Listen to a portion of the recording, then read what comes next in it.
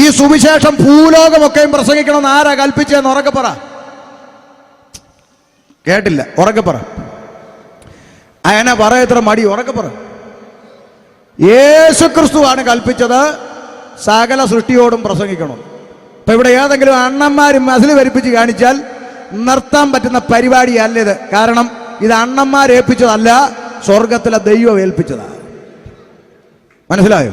അതുകൊണ്ട് ശ്രദ്ധിച്ചോ, യേശു കർത്താവിന്റെ അന്ത്യകൽപ്പന പുറപ്പെട്ടു പോയി സകല സൃഷ്ടികളോടും സുവിശേഷം അറിയിക്കണം. ആ അന്ത്യകൽപ്പനയാണ് ദൈവത്തിന്റെ അഭിഷിക്തന്മാർ ഇന്നും ചെയ്തുകൊണ്ടിരിക്കുന്നത്. മനസ്സിലായോ? അല്ലാതെ ഈ സുവിശേഷം ആർക്കും ഒരു ദോഷവും വരുത്തിയിട്ടില്ല. നിങ്ങൾ പറ, ഈ സുവിശേഷം നാടിന് എന്തെങ്കിലും ദോഷം വരുത്തിയിട്ടുണ്ടോ? പറ. നിങ്ങളുടെ സുവിശേഷം കേട്ട് എൻ്റെ മോൻ കുടിയനായെന്നൊരമ്മ പറയാനുണ്ടെങ്കിൽ ഇനി മേലിൽ ഇങ്ങനൊരു യോഗം പുതുപ്പള്ളി നടത്തത്തില്ല. നിങ്ങളുടെ സുവിശേഷം കേട്ട അന്ന് മുതൽ എൻ്റെ കെട്ടിയോൻ കുടിയനായെന്ന് പറയാനുണ്ടെങ്കിൽ ഇനി മേലിൽ സുവിശേഷ യോഗം നടത്തത്തില്ല. എന്തിന്? ഇവിടെ സുവിശേഷം യോഗം നടക്കുക. അതുകൊണ്ട് ബസ്സും കാറും ലോറിയും അതിലെ പോട്ടെന്നും പറഞ്ഞ് ഏമാന്മാര് മീശം ചുരുട്ടിക്കൊണ്ട് വഴിതിരിച്ചു വിടേണ്ട ഗതികേടും സുവിശേഷം ഈ പട്ടണത്തിൽ വരുത്തിയിട്ടില്ല. ഉണ്ടോ? മറിച്ച് കള്ളിനും കഞ്ചാവിനും ലഹരിക്കുമൊക്കെ അടിമപ്പെട്ട് നാടിനും വീടിനുമൊക്കെ തലവേദനയായി ജീവിച്ച് ഞങ്ങളെപ്പോലെ അനേക ചെറുപ്പക്കാരെ അമ്മയപ്പന്മാർക്ക് കൊള്ളാവുന്നവരാക്കി തിരിച്ചു കൊടുത്ത പുണ്യമാണ്, സമൂഹത്തിന് കൊള്ളാവുന്നവരാക്കി തിരിച്ചു കൊടുത്ത പുണ്യമാണ് ഇന്ന് രാത്രി ഞങ്ങൾ ഉയർത്തുന്ന യേശുക്രിസ്തുവിന്റെ സുവിശേഷം. നമ്മുടെ നാട്ടിൽ വാക്കും ഭാഷണവും കൂടാതെ ഒരു ചർച്ച നടക്കുന്നുണ്ട്. ചിലയിടത്തൊക്കെ ഓപ്പൺ ചർച്ചകളായി തന്നെ നടക്കുന്നുണ്ടെങ്കിലും കൂടുതലും ആളുകളുടെ ഇടയിൽ വാക്കുകളും ഭാഷണവും ഇല്ലാതെ ഒരു ചർച്ചയുണ്ട്. ആ ചർച്ച എന്തുകൊണ്ടാണ് ആളുകളെല്ലാം യേശുവിന്റെ പിന്നാലെ പോകുന്നത്? ഇപ്പൊ ഭയങ്കര ചർച്ചയാണ്. എല്ലാ ആളുകളും യേശുവിന്റെ പിന്നാലെ പോയിക്കൊണ്ടിരിക്കുകയാണ്.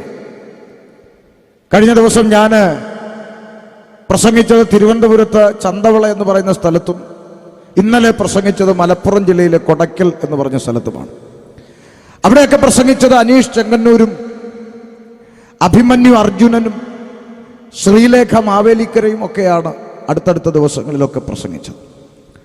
അപ്പൊ ആളുകൾ നോക്കുമ്പോൾ ഇത്തരം സുവിശേഷ യോഗങ്ങളിൽ പാസ്റ്റർ സുരേഷ്, സുമേഷ്, രതീഷ്, ഗോപാലകൃഷ്ണൻ, ഉണ്ണികൃഷ്ണൻ, ഗോപാലൻകുട്ടി, നാരായണൻകുട്ടി, ഇങ്ങനെ കുറെ ആളുകൾ ഒരു വശത്ത്,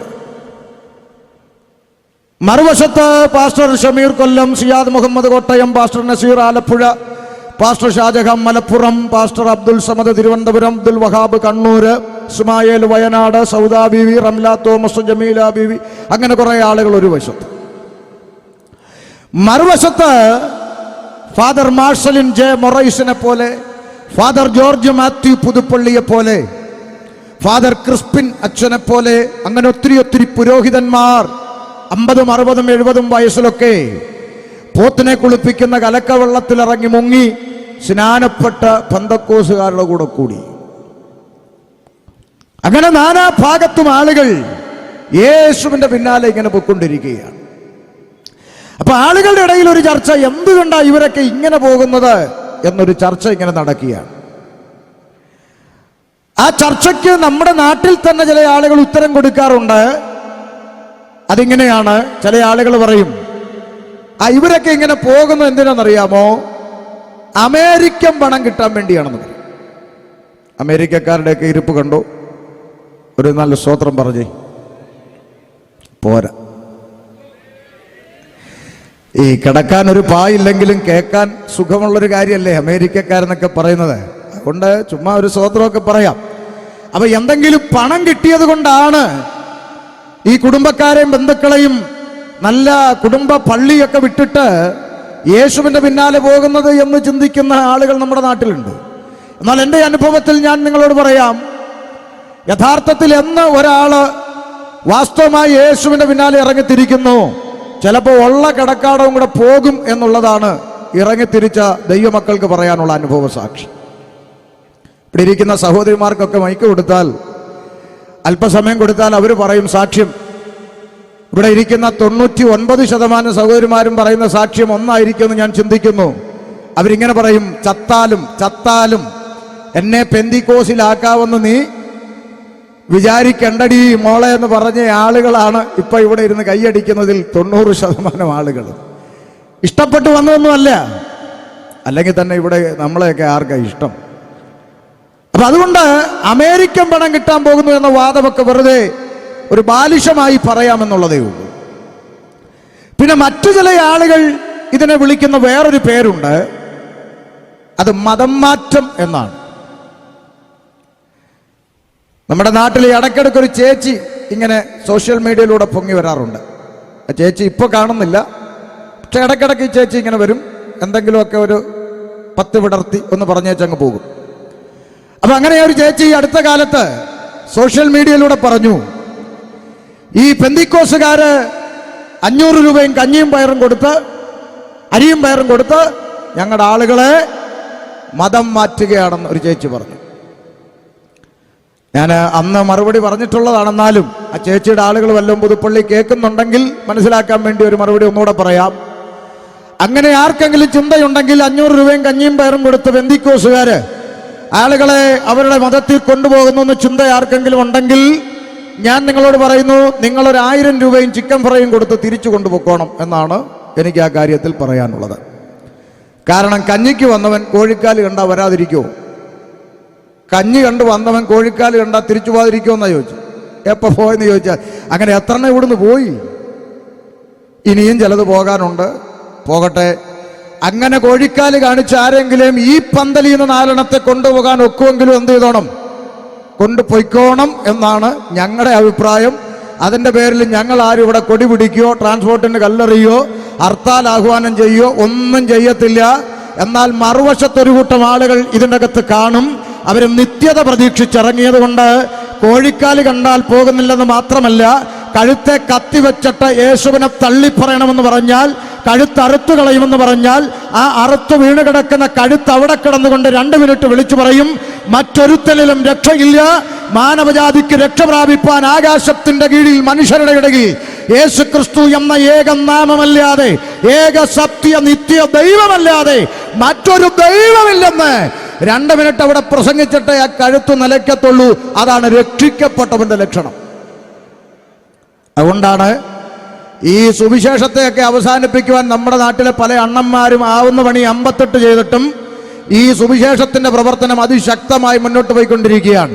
പിന്നെ ചിലരൊക്കെ ഇത് ഇട്ടേച്ചു പോകും, അത് വിഷയമല്ല, കാരണം അവര് നിത്യത പ്രതീക്ഷിച്ചിറങ്ങിയതല്ല. എന്നാൽ യഥാർത്ഥത്തിൽ രക്ഷിക്കപ്പെട്ട ദൈവമക്കളുടെ അനുഭവം അങ്ങനെയല്ല.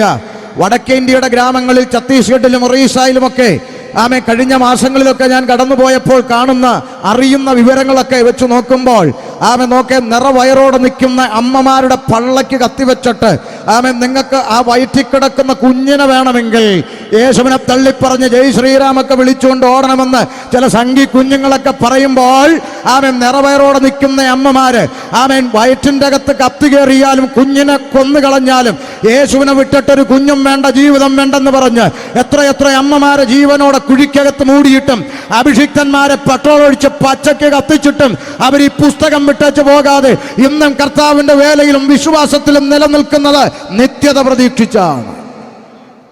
ആമേൻ. അത് രക്ഷിക്കപ്പെട്ടവന്റെ ലക്ഷണമാണ് ഞാൻ പറഞ്ഞത്. അവരിവിടെ കാണും. ഇവിടെ എന്തൊക്കെ കോലാഹലങ്ങൾ ഉണ്ടായാലും നിത്യത പ്രതീക്ഷിച്ചിറങ്ങി തിരിച്ചവരിവിടെ തന്നെ കാണും. ഹല്ലേലൂയ. അപ്പോൾ ഒത്തിരി ആളുകൾ ഇങ്ങനെ ചർച്ചയാണ്, എന്തുകൊണ്ടാണ് ആളുകൾ യേശുവിന്റെ പിന്നാലെ പോകുന്നത്? അതിന്റെ മറുപടി ഇന്ന് രാത്രിയിലെ പ്രസംഗത്തിൽ ഉണ്ടാകും. കേൾക്കാൻ താല്പര്യമുള്ളവർക്ക് ശ്രദ്ധിക്കാം. എന്താണ് ഈ വേദഭാഗത്തിന്റെ പശ്ചാത്തലം? 14-ാം അധ്യായം 1 മുതലുള്ള വാക്യങ്ങൾ ഉറക്കെ വായിക്കാം. വായിച്ചാട്ടെ. 14-ന്റെ 1 മുതൽ. ഇക്കോന്യയിൽ അവർ ഒരുമിച്ചു. ആരാണ് അവർ? യേശുക്രിസ്തുവിന്റെ നാമവുമായി സുവിശേഷത്തിന്റെ വിളംബരവുമായി ഇറങ്ങിത്തിരിച്ച യേശു കർത്താവിന്റെ ശിഷ്യന്മാരായ അപ്പോസ്തലന്മാരും പൗലോസും ബർന്നബാസും ഉൾപ്പെടുന്ന സംഘം അവർ ഇക്കോന്യയിൽ ഒരുമിച്ച് യഹൂദന്മാരുടെ പള്ളിയിൽ ചെന്ന് യഹൂദന്മാരിലും യവനന്മാരിലും വലിയൊരു പുരുഷാരം വിശ്വസിപ്പാൻ തക്കവണ്ണം സംസാരിച്ചു. നിൽക്കട്ടെ, കേൾക്കുന്നവർക്ക് കാര്യം മനസ്സിലാകാൻ വേണ്ടി ഒന്ന് പറഞ്ഞു പോകാം. യേശുക്രിസ്തുവിന്റെ ശിഷ്യന്മാരായിരിക്കുന്ന അപ്പോസ്തലന്മാരും പൗലോസും ബർന്നബാസും ഉൾപ്പെടുന്ന സംഘം അക്കാലത്തെന്നല്ല ഏത് കാലത്തും ഞങ്ങൾ ദൈവത്തിൻ്റെ സ്വന്തം ജനമാ, ഞങ്ങളാണ് സ്വന്തം ക്രിസ്ത്യാനി എന്നൊക്കെ വേണമെങ്കിൽ കോളർ പിടിച്ച് അവകാശപ്പെടാൻ അധികാരമുള്ളൊരു ജനമുണ്ട്. ഞങ്ങളാണ് ദൈവത്തിൻ്റെ സ്വന്തം ജനമെന്ന അഭിമാനത്തോടെ വേണമെങ്കിൽ അധികാരത്തോടെ പറയാൻ കഴിയുന്ന ഒരു കൂട്ടം ജനം, അവരാണ് യഹൂദന്മാർ എന്ന് പറയുന്നത്. ദൈവത്തിൻ്റെ ജനം, യഹോവയായ ദൈവം പറഞ്ഞു, അതെ എൻ്റെ ജനമായ ഇസ്രായേൽ എന്ന് ആവർത്തിച്ചു സംബോധന ചെയ്തിട്ടുള്ള യഹൂദൻ. ആമേൻ. നമ്മുടെ നാട്ടിൽ ചില ആളുകൾ പറയുന്നത് അങ്ങനെയാ, ഞങ്ങള് ജനിച്ചത് ക്രിസ്ത്യാനി, പണ്ടേ ക്രിസ്ത്യാനി. ചുമ്മാ മോഹം കൊണ്ട് പറയുന്ന, അതിനകത്ത് വേറെ കാര്യമൊന്നുമില്ല. കാരണം ഈ ലോകത്തിൽ സ്വർഗത്തിലെ ദൈവം ഭൂമിയിലേക്ക് കുനിഞ്ഞു നോക്കിയാൽ കാണുന്നത് മൂന്ന് ഐറ്റം ആളുകളെ ഉള്ളെന്നാണ് വേദപുസ്തകം പറയുന്നത്. ആ 3 ഐറ്റം ആളുകളും ഈ വേദഭാഗത്തിൽ കിടപ്പുണ്ട്. ആരെന്നറിയാമോ? 1 യഹൂദൻ, 2 ജാതി, യഹൂദനല്ലാത്ത സകലരെയും. അതിന് മുളമൂട്ടിലായാലും കല്ലും മൂട്ടി കുരുത്താലും ഏത് മതിലിന്റെ മകളിൽ കുരുത്തു വന്നാലും വേദപുസ്തകം വിളിക്കുന്നത് ഒന്നേ ഉള്ളൂ, യഹൂദനല്ലാത്ത സകലത്തെയും സ്വർഗം വിളിച്ചിരിക്കുന്ന പേര് ജാതി എന്നാണ്. ഇനി 3ാമത്തെ ഒരു കൂട്ടമുണ്ട്, യഹൂദന്മാരിൽ നിന്നും ജാതികളിൽ നിന്നും കർത്താവായ യേശുക്രിസ്തുവിനെ കർത്താവിന്റെ രക്ഷിതാവുമായി സ്വീകരിച്ച് രക്ഷ പ്രാപിച്ച 3ാമത്തെ കൂട്ടം. ആ കൂട്ടത്തെ വിശുദ്ധ തിരുവെഴുത്ത് വിളിക്കുന്ന പേരാണ്, കാൺമീൻ നാം ദൈവമക്കളെന്ന് വിളിക്കപ്പെടുവാൻ പിതാവ് നമുക്ക് എത്ര വലിയ സ്നേഹം നൽകി. അങ്ങനെങ്കിൽ സ്വർഗത്തിലെ ദൈവം ഇന്ന് രാത്രി കുനിഞ്ഞ് പുതുപ്പള്ളി നോക്കിയാലും 3 കൂട്ടം ആളുകളെ ഉള്ളൂ. ഈ പന്തലിലും അത്രയേ ഉള്ളൂ. 1 യഹൂദന്മാർ. അങ്ങനെ ആരെങ്കിലും ഇവിടെ ഉണ്ടോ? എൻ്റെ പപ്പ യഹൂദനാണെന്നുള്ളവരൊന്ന് കൈവക്കി പിടിച്ചാട്ടെ കാണട്ടെ. ഇല്ല. എൻ്റെ വല്യപ്പച്ചൻ യഹൂദനാണെന്നുള്ളവര് ഇല്ല. എൻ്റെ മുത്തച്ഛൻ ഇല്ല. മുതുമുത്തച്ഛൻ ഇല്ല. അങ്ങനെ ആരുമില്ല. അപ്പൊ യഹൂദനായവരാരുമില്ല. അങ്ങനെയാണെങ്കിൽ ഇന്ന് രാത്രി ഈ പന്തലിന്റെ അകത്ത് 2 കൂട്ടം ആളുകളെ ഉള്ളൂ. ഒന്നുകിൽ ജാതികൾ, അല്ലെങ്കിൽ കർത്താവിനെ രക്ഷിതാവും കർത്താവുമായി സ്വീകരിച്ച ദൈവകൽപ്പന അനുസരിച്ച ദൈവമക്കൾ. ഇതിലാരെ കൊണ്ടുപോകാനാണ് യേശു വരുന്നേ? ദൈവമക്കളെ കൊണ്ടുപോകാനാ വരുന്നേ. അപ്പം ബാക്കിയുള്ളവരുടെ കാര്യത്തിൽ തീരുമാനമായല്ലോ. അതുകൊണ്ട് ശ്രദ്ധിച്ചു കേൾക്കുക. ആമെ പാരമ്പര്യം പറയുന്ന, പണ്ടേ ക്രിസ്ത്യാനിയാണെന്ന് അവകാശപ്പെടാൻ കഴിയുന്ന യഹൂദന്റെ പള്ളിക്കകത്ത് അപ്പോസ്തലന്മാർ പ്രസംഗിച്ചെന്ന് വായിച്ച കേട്ടില്ലേ? അവരുടെ പള്ളിക്കകത്ത് കയറി നിന്നുകൊണ്ട് പറഞ്ഞു, നിങ്ങളെല്ലാം കൂടെ ഒരുത്തനെ ക്രൂശിച്ചില്ലേ? ക്രൂശിക്ക അലറി വിളിച്ചുകൊണ്ട് നിങ്ങളൊരുത്തനെ ക്രൂശിച്ചില്ലേ? അവൻ മരണത്തെ ജയിച്ച് ഉയർത്തെഴുന്നേറ്റ് വന്നിട്ടുണ്ട്. നിങ്ങൾ ക്രൂശിച്ചു കൊന്ന ആ യേശു തന്നെയാണ് മശിഹ എന്ന് യഹൂദന്റെ പള്ളിക്കകത്ത് പ്രാഗൽഭ്യത്തോടെ അപ്പോസ്തലന്മാർ പ്രസംഗിച്ചപ്പോൾ ഒരു കൂട്ടം യഹൂദന്മാർ യേശു ക്രിസ്തുവിൽ വിശ്വസിച്ചെന്ന്. അതാണ് വായിച്ച വേദഭാഗം. ഇനി അടുത്ത രംഗം വായിച്ചോ. എന്ത് സംഭവിച്ചു? വിശ്വസിക്കാത്ത യഹൂദന്മാരോ ജാതികളുടെ മനസ്സ് സഹോദരന്മാരുടെ നേരെ ഇളക്കി വഷളാക്കി. അപ്പൊ ഇങ്ങനെ കുറച്ച് ആളുകളുണ്ട്. അതിപ്പം എല്ലാ ജില്ലയിലും ഉണ്ട്. കുറച്ചാളുകൾ ഈ പ്രസംഗം കേട്ട് അവർ കർത്താവിൽ വിശ്വസിക്കും. ഈ വിശ്വസിക്കാത്ത യഹൂദന്മാര്, പാരമ്പര്യം പറയുന്ന അണ്ണന്മാര്, അവരെന്ത് ചെയ്തു? ജാതികളായ മനുഷ്യരെ കൂട്ടുപിടിച്ച് പ്രസംഗിക്കുന്ന അഭിഷിക്തന്മാർക്കെതിരെ തിരിച്ചെന്ന്. ഈ പരിപാടി ഇപ്പോഴും ഉണ്ട്. ഞാൻ ചില വർഷങ്ങൾക്ക് മുമ്പ് ഓർത്തു പോവുക, കോട്ടയത്ത് ഈ കഞ്ഞിക്കുഴിക്കടുത്തല്ലേ ദേവലോകം എന്ന് പറയുന്നൊരു സ്ഥലം. അവിടെ താഴെ അരമന എന്ന് പറയുന്നൊരു ഭാഗമൊക്കെ ഉണ്ടെന്നാ. അവിടെ ഒരു കൺവെൻഷൻ എന്നെ പ്രസംഗിക്കാൻ വിളിച്ചു ചില വർഷങ്ങൾക്ക് മുമ്പ്. ഓർത്തു പോവുക, ഞാൻ അവിടെ പ്രസംഗിക്കാൻ ചെന്നപ്പോൾ അവിടുത്തെ സംഘാടകരോട് ചോദിച്ചു, ഈ പുറത്തുള്ള ആളുകൾ കേൾക്കുന്ന രീതിയിൽ മൈക്ക് സംവിധാനം ഉണ്ടോ എന്ന് അവിടുത്തെ സംഘാടകരോട് ഞാൻ ചോദിച്ചു. അപ്പൊ സംഘാടകർ പറഞ്ഞു, ഞങ്ങൾ 4 കോളാമ്പി 4 വശത്തും ഇന്നലെ വെച്ചിട്ടുണ്ടായിരുന്നു. ഇന്നലത്തെ യോഗം കഴിഞ്ഞപ്പോൾ ഒരെണ്ണം അഴിച്ചു എന്ന് പറഞ്ഞു. അപ്പൊ ഞാൻ ചോദിച്ചു, അതെന്നാ ഒരെണ്ണം അഴിച്ചേ? അപ്പോൾ ആ സംഘാടകർ പറയുക, അത് ഒരെണ്ണം ആ പള്ളിയുടെ നേരെയായിരുന്നു.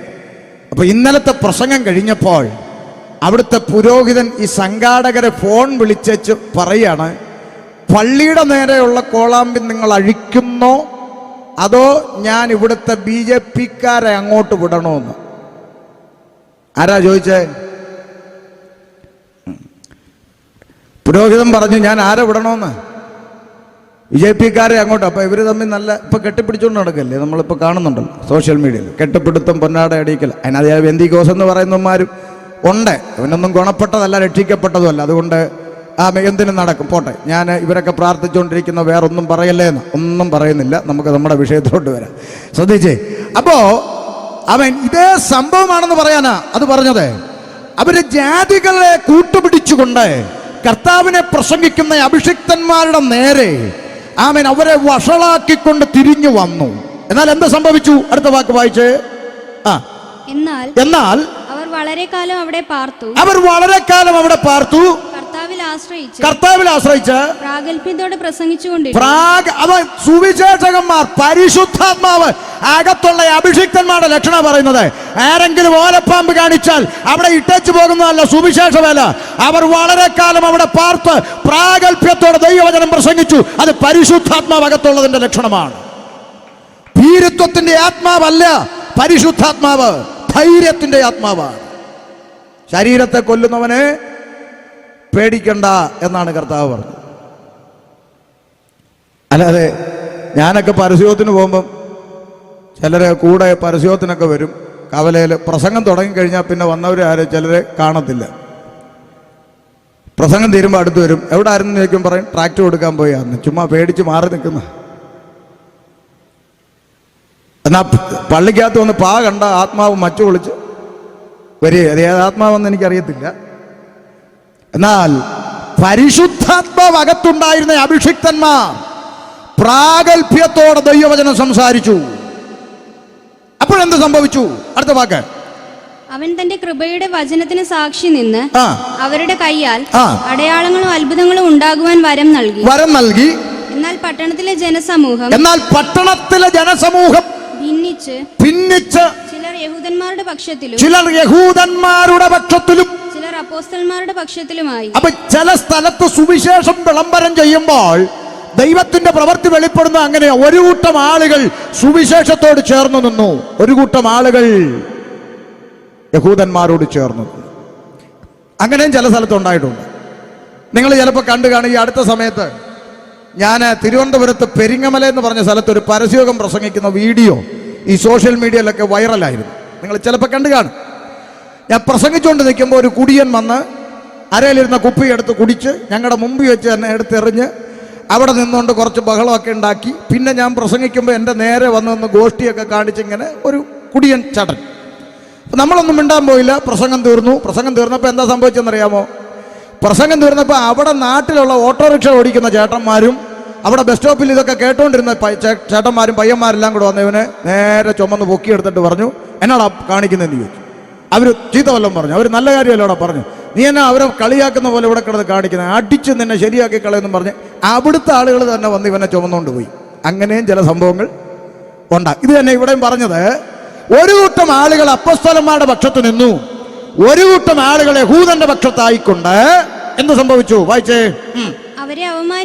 അവരെ അപമാനിക്കാനും കല്ലെറിയുവാനും ജാതികളും യഹൂദന്മാരും അവിടുത്തെ പ്രമാണികളോടും കൂടി ഒരക്രമം ഭാവിച്ചപ്പോൾ ശ്രദ്ധിച്ചേ, പരിശുദ്ധാത്മാവകത്തുള്ള സത്യവചനം യഥാർത്ഥമായി പ്രസംഗിക്കുന്ന അഭിഷിക്തന്മാർക്ക് കിട്ടിയ സമ്മാനം അപമാനം, കല്ലെറി, അക്രമം.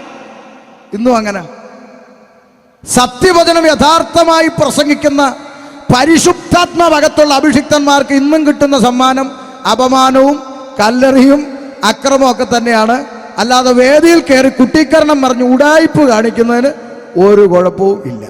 യേശുദാ കഷണ്ടിയിൽ മുടികുളിർപ്പിക്കുന്നു, പല്ലിൻ്റെ പോടടയ്ക്കുന്നു, ഇങ്ങനെ കുറേ പരിപാടികൾ, കർത്താവിനെ വളരെ വില കുറച്ച് കാണുന്ന കലാപരിപാടികളൊക്കെ കാണിച്ചുകൊണ്ട് സുവിശേഷത്തെ ആളുകളുടെ മുമ്പിൽ വെറുപ്പാക്കുന്ന രീതിയിലുള്ള കാര്യങ്ങൾക്കൊന്നും ഒരു പ്രശ്നവുമില്ല. പക്ഷേ മര്യാദയ്ക്ക് മാനസാന്തരപ്പെടണം, മറ്റൊരുത്തനിലും രക്ഷയില്ലെന്ന് ഭയം കൂടാതെ ദേശത്തോട് തൻ്റെ ഇടത്തോടെ വിളിച്ചു പറയുന്ന അഭിഷിക്തന്മാർക്ക് കിട്ടുന്നത് അപമാനവും കല്ലെറിയും അക്രമവുമാണ്. പക്ഷെ ഇതൊന്നും കൊണ്ട് പണി മതിയാക്കി പോകുന്നവരല്ല പരിശുദ്ധാത്മാവകത്തുള്ള അഭിഷിക്തന്മാർ. മനസ്സിലായോ? ഓക്കെ, അവിടെ എന്താ ചെയ്ത? ഒരു അക്രമം ഭാവിച്ചപ്പോൾ അവരത് ഗ്രഹിച്ചു മനസ്സിലാക്കിക്കൊണ്ട് ലുസ്ത്ര, ദർബ എന്ന ലുക്കവോന്യ പട്ടണങ്ങളിലേക്കും ചുറ്റുമുള്ള ദേശത്തിലേക്കും ഓടിപ്പോയി.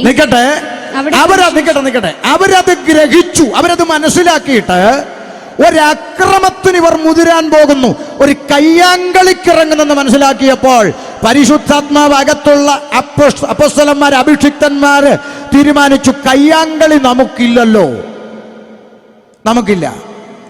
അത്യാവശ്യം നിർത്താന്നൊക്കെ പറഞ്ഞാൽ അത് നിർത്തത്തൊന്നുമില്ല, പ്രസംഗിക്കുമെന്നൊക്കെ നമ്മളും പറയും. പക്ഷെ കയ്യാങ്കളിക്ക് വന്നാൽ നമുക്കതിന് പ്രമാണമില്ലല്ലോ.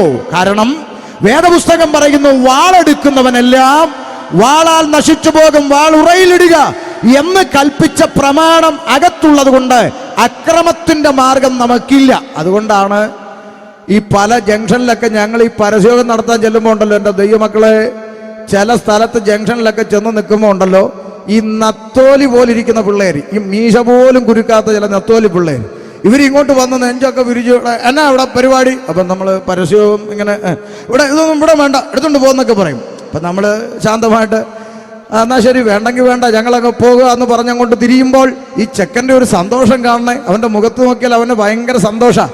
കാരണം ഇവൻ്റെ ചിന്ത, ഇവൻ്റെ ഈ ഞെളിഞ്ഞ എല്ലും കൂടും പിടിച്ച മസിലൊക്കെ കണ്ടപ്പോൾ നമ്മൾ പേടിച്ചു പോയെന്ന ഇവൻ്റെ ചിന്ത, ഇവനെ കാലെ വാരി ഭിത്തിയിലോട്ട് ഒറ്റ അടി അടിക്കാൻ ആർജവമില്ലാഞ്ഞിട്ടോ അതിന് ആംബിയർ ഇല്ലാഞ്ഞിട്ടോ നട്ടലില്ലാഞ്ഞിട്ടൊന്നും അല്ല ഈ മാറിപ്പോകുന്നത്. മറിച്ച് ഈ പുസ്തകം കയ്യിലിരിക്കുന്നിടത്തോളം പ്രാർത്ഥിക്കുന്നവന് അക്രമം പ്രമാണമല്ല. വാൾ ഉറയിലിടുക, വാളെടുക്കുന്നവനെല്ലാം വാളാൽ നശിച്ചു പോകുമെന്ന് പറയുന്ന പ്രമാണം അകത്തിരിക്കുന്നുകൊണ്ടാണ് പ്രാർത്ഥിക്കുന്നവനൊരു സൈഡിൽ കൂടെ മാറിപ്പോകുന്നത്. അതുകൊണ്ട് പെന്തക്കോസുകാര് ആർക്കും കയറി കൊട്ടാവുന്ന ചെണ്ടയാന്നൊക്കെ ചിന്തയുണ്ടെങ്കിൽ അതൊക്കെ മനസ്സിൽ വെച്ചിരുന്നാൽ മതി.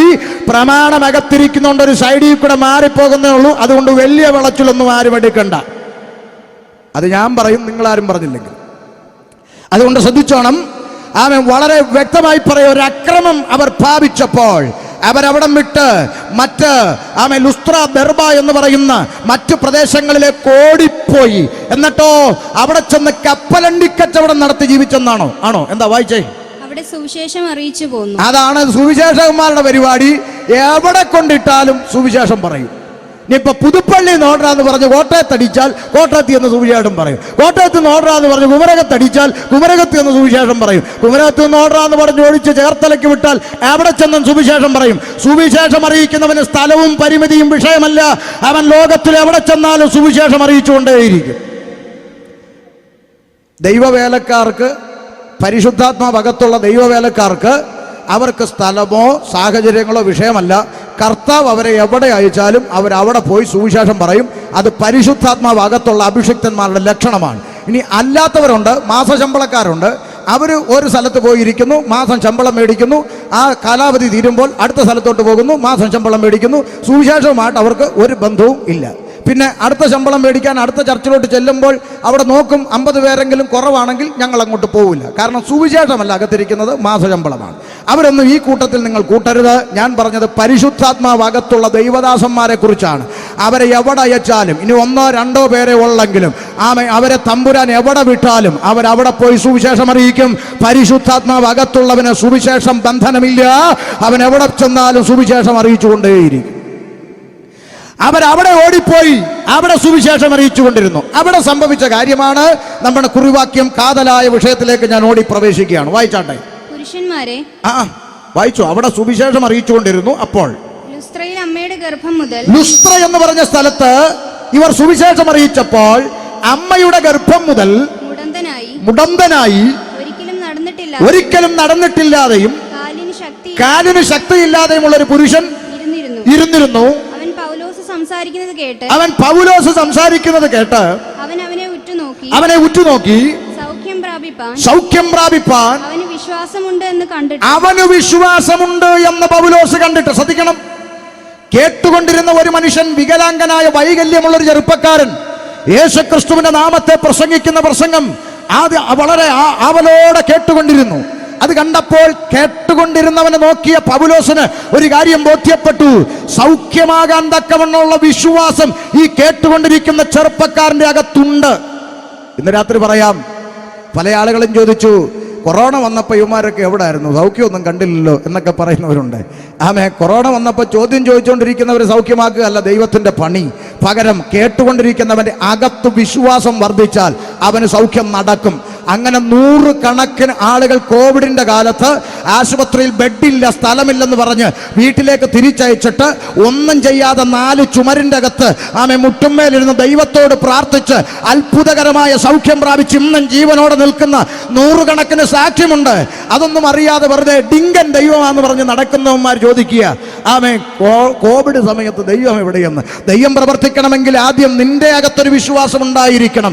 ഇവിടെ കേട്ടുകൊണ്ടിരിക്കുന്നവന്റെ ഹൃദയത്തിന്റെ അകത്ത് സൗഖ്യം പ്രാപിപ്പാനുള്ള അളവിലെ വിശ്വാസം അവനുണ്ട് എന്ന് മനസ്സിലാക്കിയിട്ട് പൗലോസ്ലീഹ അവനോട് എന്ത് പറഞ്ഞു? വായിച്ചേ, എഴുന്നേറ്റ് കാലൂന്നി നിവർന്നു നിൽക്ക എന്ന് ഉറക്കെ നീ എഴുന്നേറ്റ് കാലൂന്നി നിവർന്നു നിൽക്ക എന്ന് ഉറക്കെ പറഞ്ഞു. അപ്പോഴെന്ത് സംഭവിച്ചു? അവൻ കുതിച്ചെഴുന്നേറ്റ് നടന്നു. അവൻ കുതിച്ചെഴുന്നേറ്റ് നടന്നു. ഇന്ന് രാത്രി ദൈവമക്കളോട് പറയാം, യേശു ക്രിസ്തു സൗഖ്യമാക്കിയാൽ ഇങ്ങനെ ഇരിക്കും.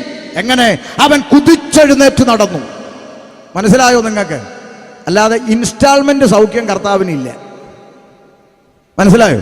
ഇപ്പൊ ചിലർ പറഞ്ഞ് ശരിയായിട്ടുണ്ട്, ഗ്രാജുവലി അങ്ങ് ആയിക്കോളും, പൊക്കോളാനാ പറയും.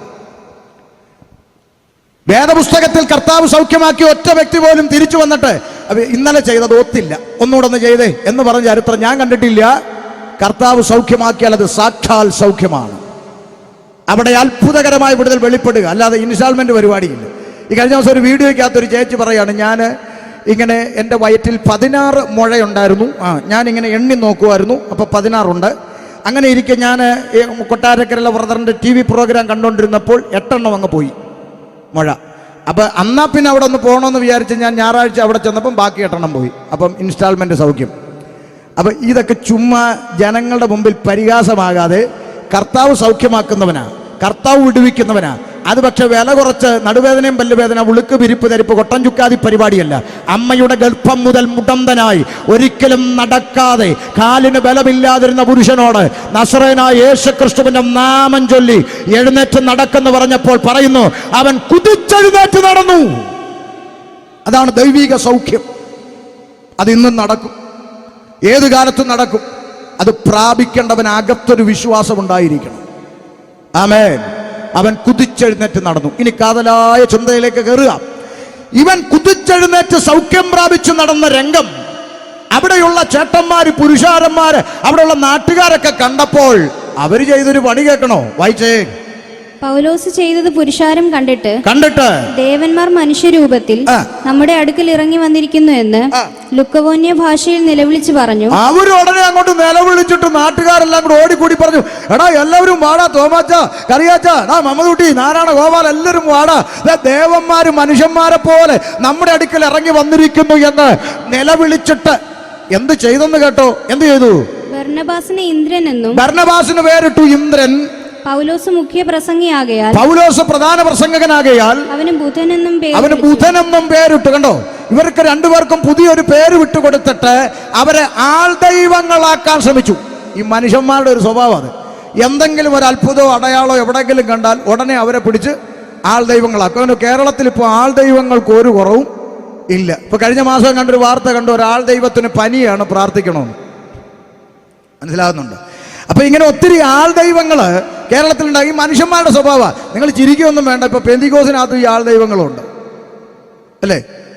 നിങ്ങൾ കണ്ടിട്ടില്ലേ? ഒരു കർത്താവിന്റെ സന്നിധിയിൽ കർത്താവിന്റെ വേല ചെയ്യുന്ന ദൈവദാസന്മാർക്കെല്ലാം ദൈവസന്നിധിയിൽ ഒറ്റ വിലയുണ്ട്, അല്ലേ? ഷമീർ കൊല്ലം, പുള്ളി മുസ്ലിമിൽ നിന്ന് വന്നേ, അതുകൊണ്ട് 2 ഗ്രേഡ് കൂടുതൽ, അങ്ങനെ വല്ലതും ഉണ്ടോ? മറ്റേ പുള്ളി ഗോപാലകൃഷ്ണൻ, പുള്ളി ഹിന്ദു, അങ്ങനൊന്നും ഇല്ല. ഇതൊക്കെ ചുമ്മാ വെറും പൊട്ടത്തരാന്നേ. നമ്മൾ ഈ ആവശ്യമില്ലാതെ എടുത്ത് ഇങ്ങനെ പൊക്കി പിടിക്കേണ്ട കാര്യമൊന്നുമില്ല. കർത്താവിൻ്റെ വേല സത്യസന്ധമായി ചെയ്യുന്നോ ദൈവസനെ നിങ്ങൾക്കെല്ലാം ഒറ്റ വാല്യൂ ഉള്ളൂ.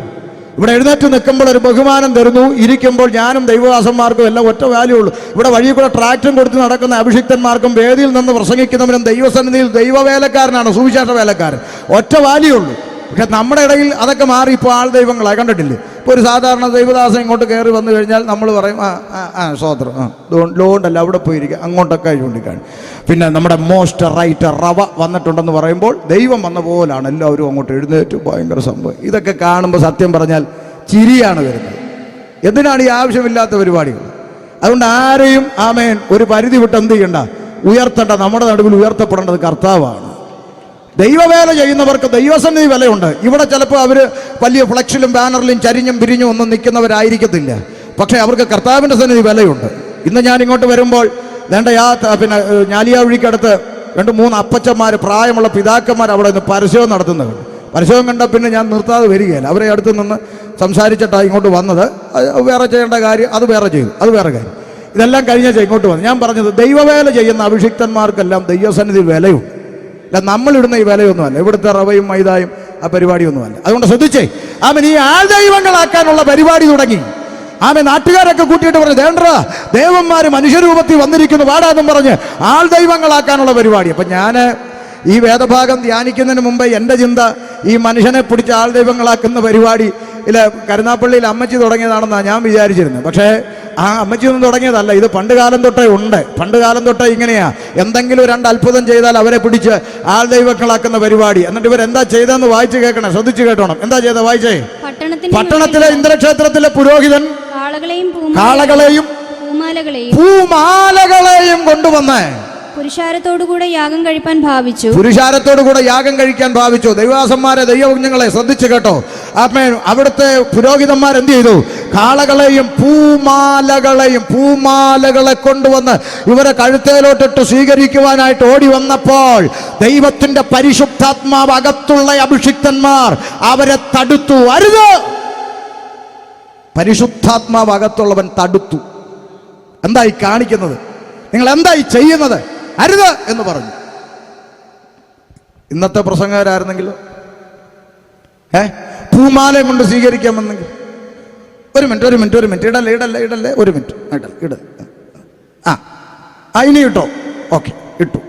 നേരെ അടുത്ത ദിവസം ഫേസ്ബുക്കിൽ ഞങ്ങൾ ഗുജറാത്തിൽ ചെന്നപ്പോൾ സ്വീകരിച്ച പൂമാല.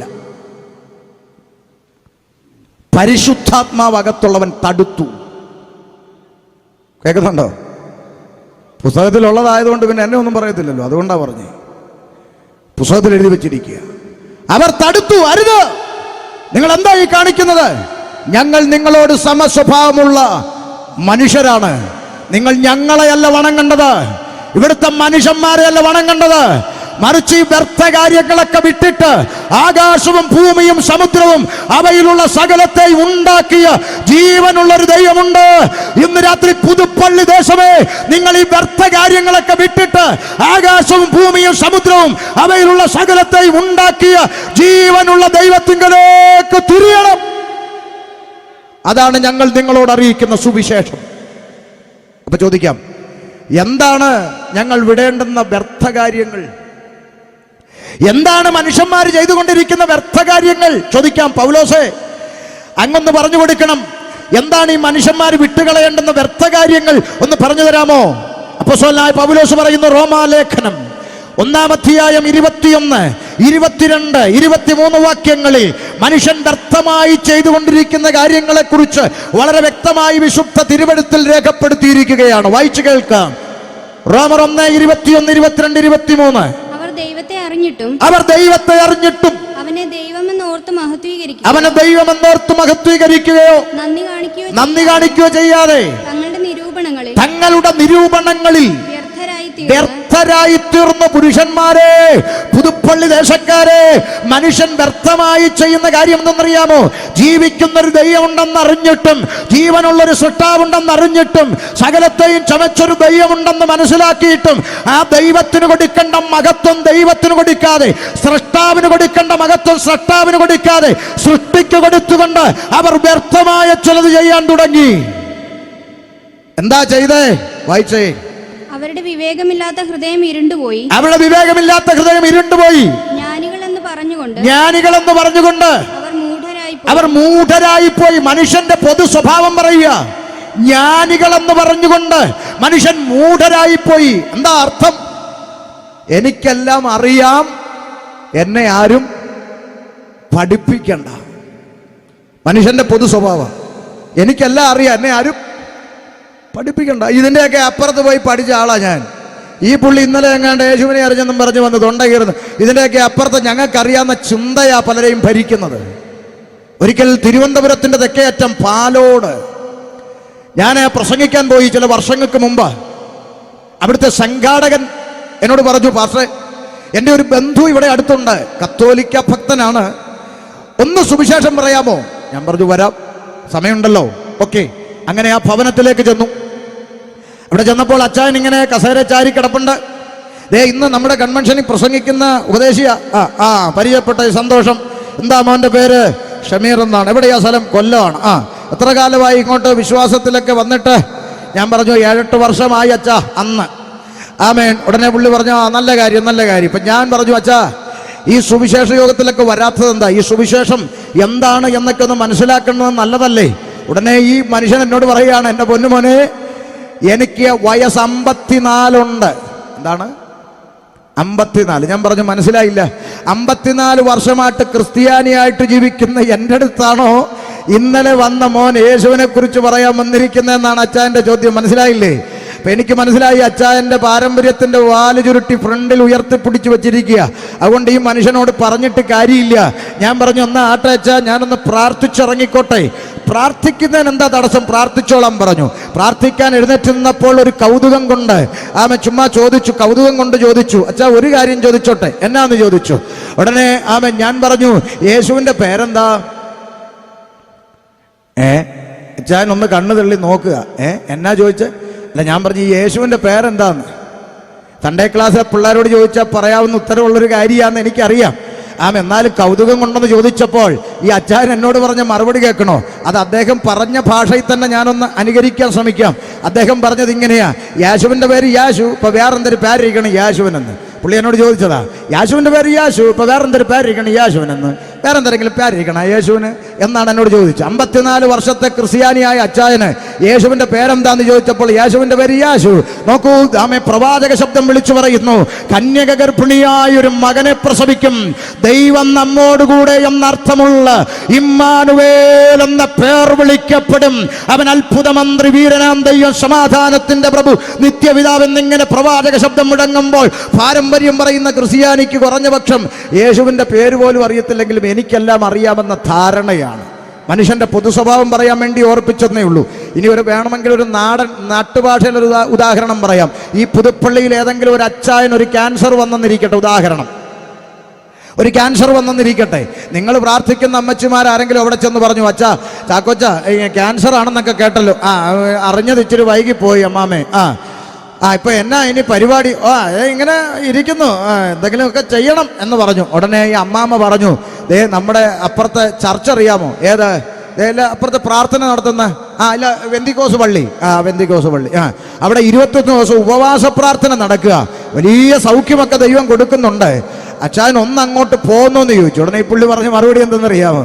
പിന്നെ നീ എന്താ ഈ പറയുന്നത്? വെന്തിക്കോസുകാരുടെ പള്ളി. ഞാൻ എൻ്റെ കുടുംബം ഏതാണെന്നറിയാമോ? ഞങ്ങളുടെ പള്ളി ഏതാണെന്നറിയാമോ? കുടുംബകലറ എവിടാന്നറിയാമോ? പോട്ടെ, എത്ര അച്ഛന്മാർ കുടുംബത്തിൽ ഉണ്ടെന്നറിയാമോ? പെന്തിക്കോസുകാർ മൂടിട്ടിടിക്കുന്നിടത്ത് ഞാൻ പോകാനോ? അതിലും നല്ലത് ഞാൻ ക്യാൻസർ വന്ന് ചാകുന്നതാണ്. ചായൻ്റെ വാക്കാം. അവസാനം അമ്മച്ചി പറഞ്ഞു, ശരി എന്നാട്ടെ. അല്പം കഴിഞ്ഞപ്പോൾ വേറൊരാൾ വന്നിട്ട് പറഞ്ഞു, ചാക്കോച്ചാ ഒരു സന്തോഷ വാർത്തയുണ്ട്. എന്താ? വയനാട്ടിൽ കേളുവൈദ്യൻ എന്ന് പറഞ്ഞ ഒരാളുണ്ട്, കേളുവൈദ്യൻ. അദ്ദേഹം എല്ലാ രോഗങ്ങളും ഒക്കെ മാറ്റുന്ന ചികിത്സയാണെന്നൊക്കെ കേൾക്കണേ. ഒന്ന് പോയാലോ? വിടടാ വണ്ടി, വയനാട്ടിലേക്ക് വിട്ടു. കേളുവൈദ്യനെ കണ്ടു. കേളുവൈദ്യൻ നോക്കിയേച്ച് പറഞ്ഞു, ഇത് എൻ്റെ കയ്യിൽ നിൽക്കുന്ന കേസല്ല, പരിധി വിട്ടുപോയി. അതുകൊണ്ടൊരു കാര്യം ചെയ്യും, നിങ്ങൾ കർണാടകയിൽ വിട്ടു, അവിടെ ഒരു സ്പെഷ്യലിസ്റ്റ് ക്യാൻസർ ഉണ്ട്. അവിടെ ചെന്നു. അവിടെ ചെന്നപ്പോൾ കർണാടകക്കാർ നോക്കിയിട്ട് പറഞ്ഞത്, എൻ്റെ കയ്യിൽ നിൽക്കുന്ന കേസല്ല, ഒരു കാര്യം ചെയ്യും, ഡൽഹിക്ക് വിട്ടോ, കേന്ദ്രമന്ത്രിമാരെയൊക്കെ ചികിത്സിക്കുന്ന പ്രത്യേക ഒരു സംവിധാനം അവിടെ ഉണ്ട്. അടുത്ത ഫ്ലൈറ്റ് എടുക്കടാ. എടുത്തു. നേരെ ഡൽഹി ചെന്നപ്പോൾ അവർ നോക്കിയിട്ട് പറഞ്ഞു, കൈവിട്ട കളിയാ, ഒരു കാര്യം ചെയ്യും, മലേഷ്യക്ക് വിട്, അവിടെ ഉണ്ട് സ്പെഷ്യലിസ്റ്റ്. അടുത്ത ഫ്ലൈറ്റ് എടുത്തു, വിട്ടു, നേരെ മലേഷ്യ ചെന്നപ്പോൾ ഡോക്ടർമാരാവുന്ന പണി 58 നോക്കിയിട്ട് അവർ പറഞ്ഞു, ഇനി ലോകത്ത് എവിടെ കൊണ്ടുപോയാലും ടൈം കഴിഞ്ഞു പോയി, ഒരു കാര്യം ചെയ്യും, ദൈവത്തോട് പ്രാർത്ഥിക്കാൻ പറഞ്ഞു. അങ്ങനെ കറങ്ങിത്തിരിഞ്ഞ് അച്ചായൻ വീണ്ടും പുതുപ്പള്ളിക്ക് തിരിച്ചു വന്നു. അപ്പോഴില്ല അമ്മച്ചി അവിടെ ചെന്നിട്ട് ചോദിച്ചു, അച്ചായോ ഇനി ആ ചർച്ചിൽ 3 ദിവസവും കൂടെ ഉള്ളൂ പ്രാർത്ഥന, ഒന്നങ്ങോട്ട് പോന്നോ? അന്നേരം അച്ചായൻ പറഞ്ഞ മറുപടി എന്താ അറിയാമോ? എന്നാ പിന്നെ ഒന്ന് പോയി നോക്കാം. ഇതാണ് മനുഷ്യന്റെ പൊതു സ്വഭാവം, അല്ലേ?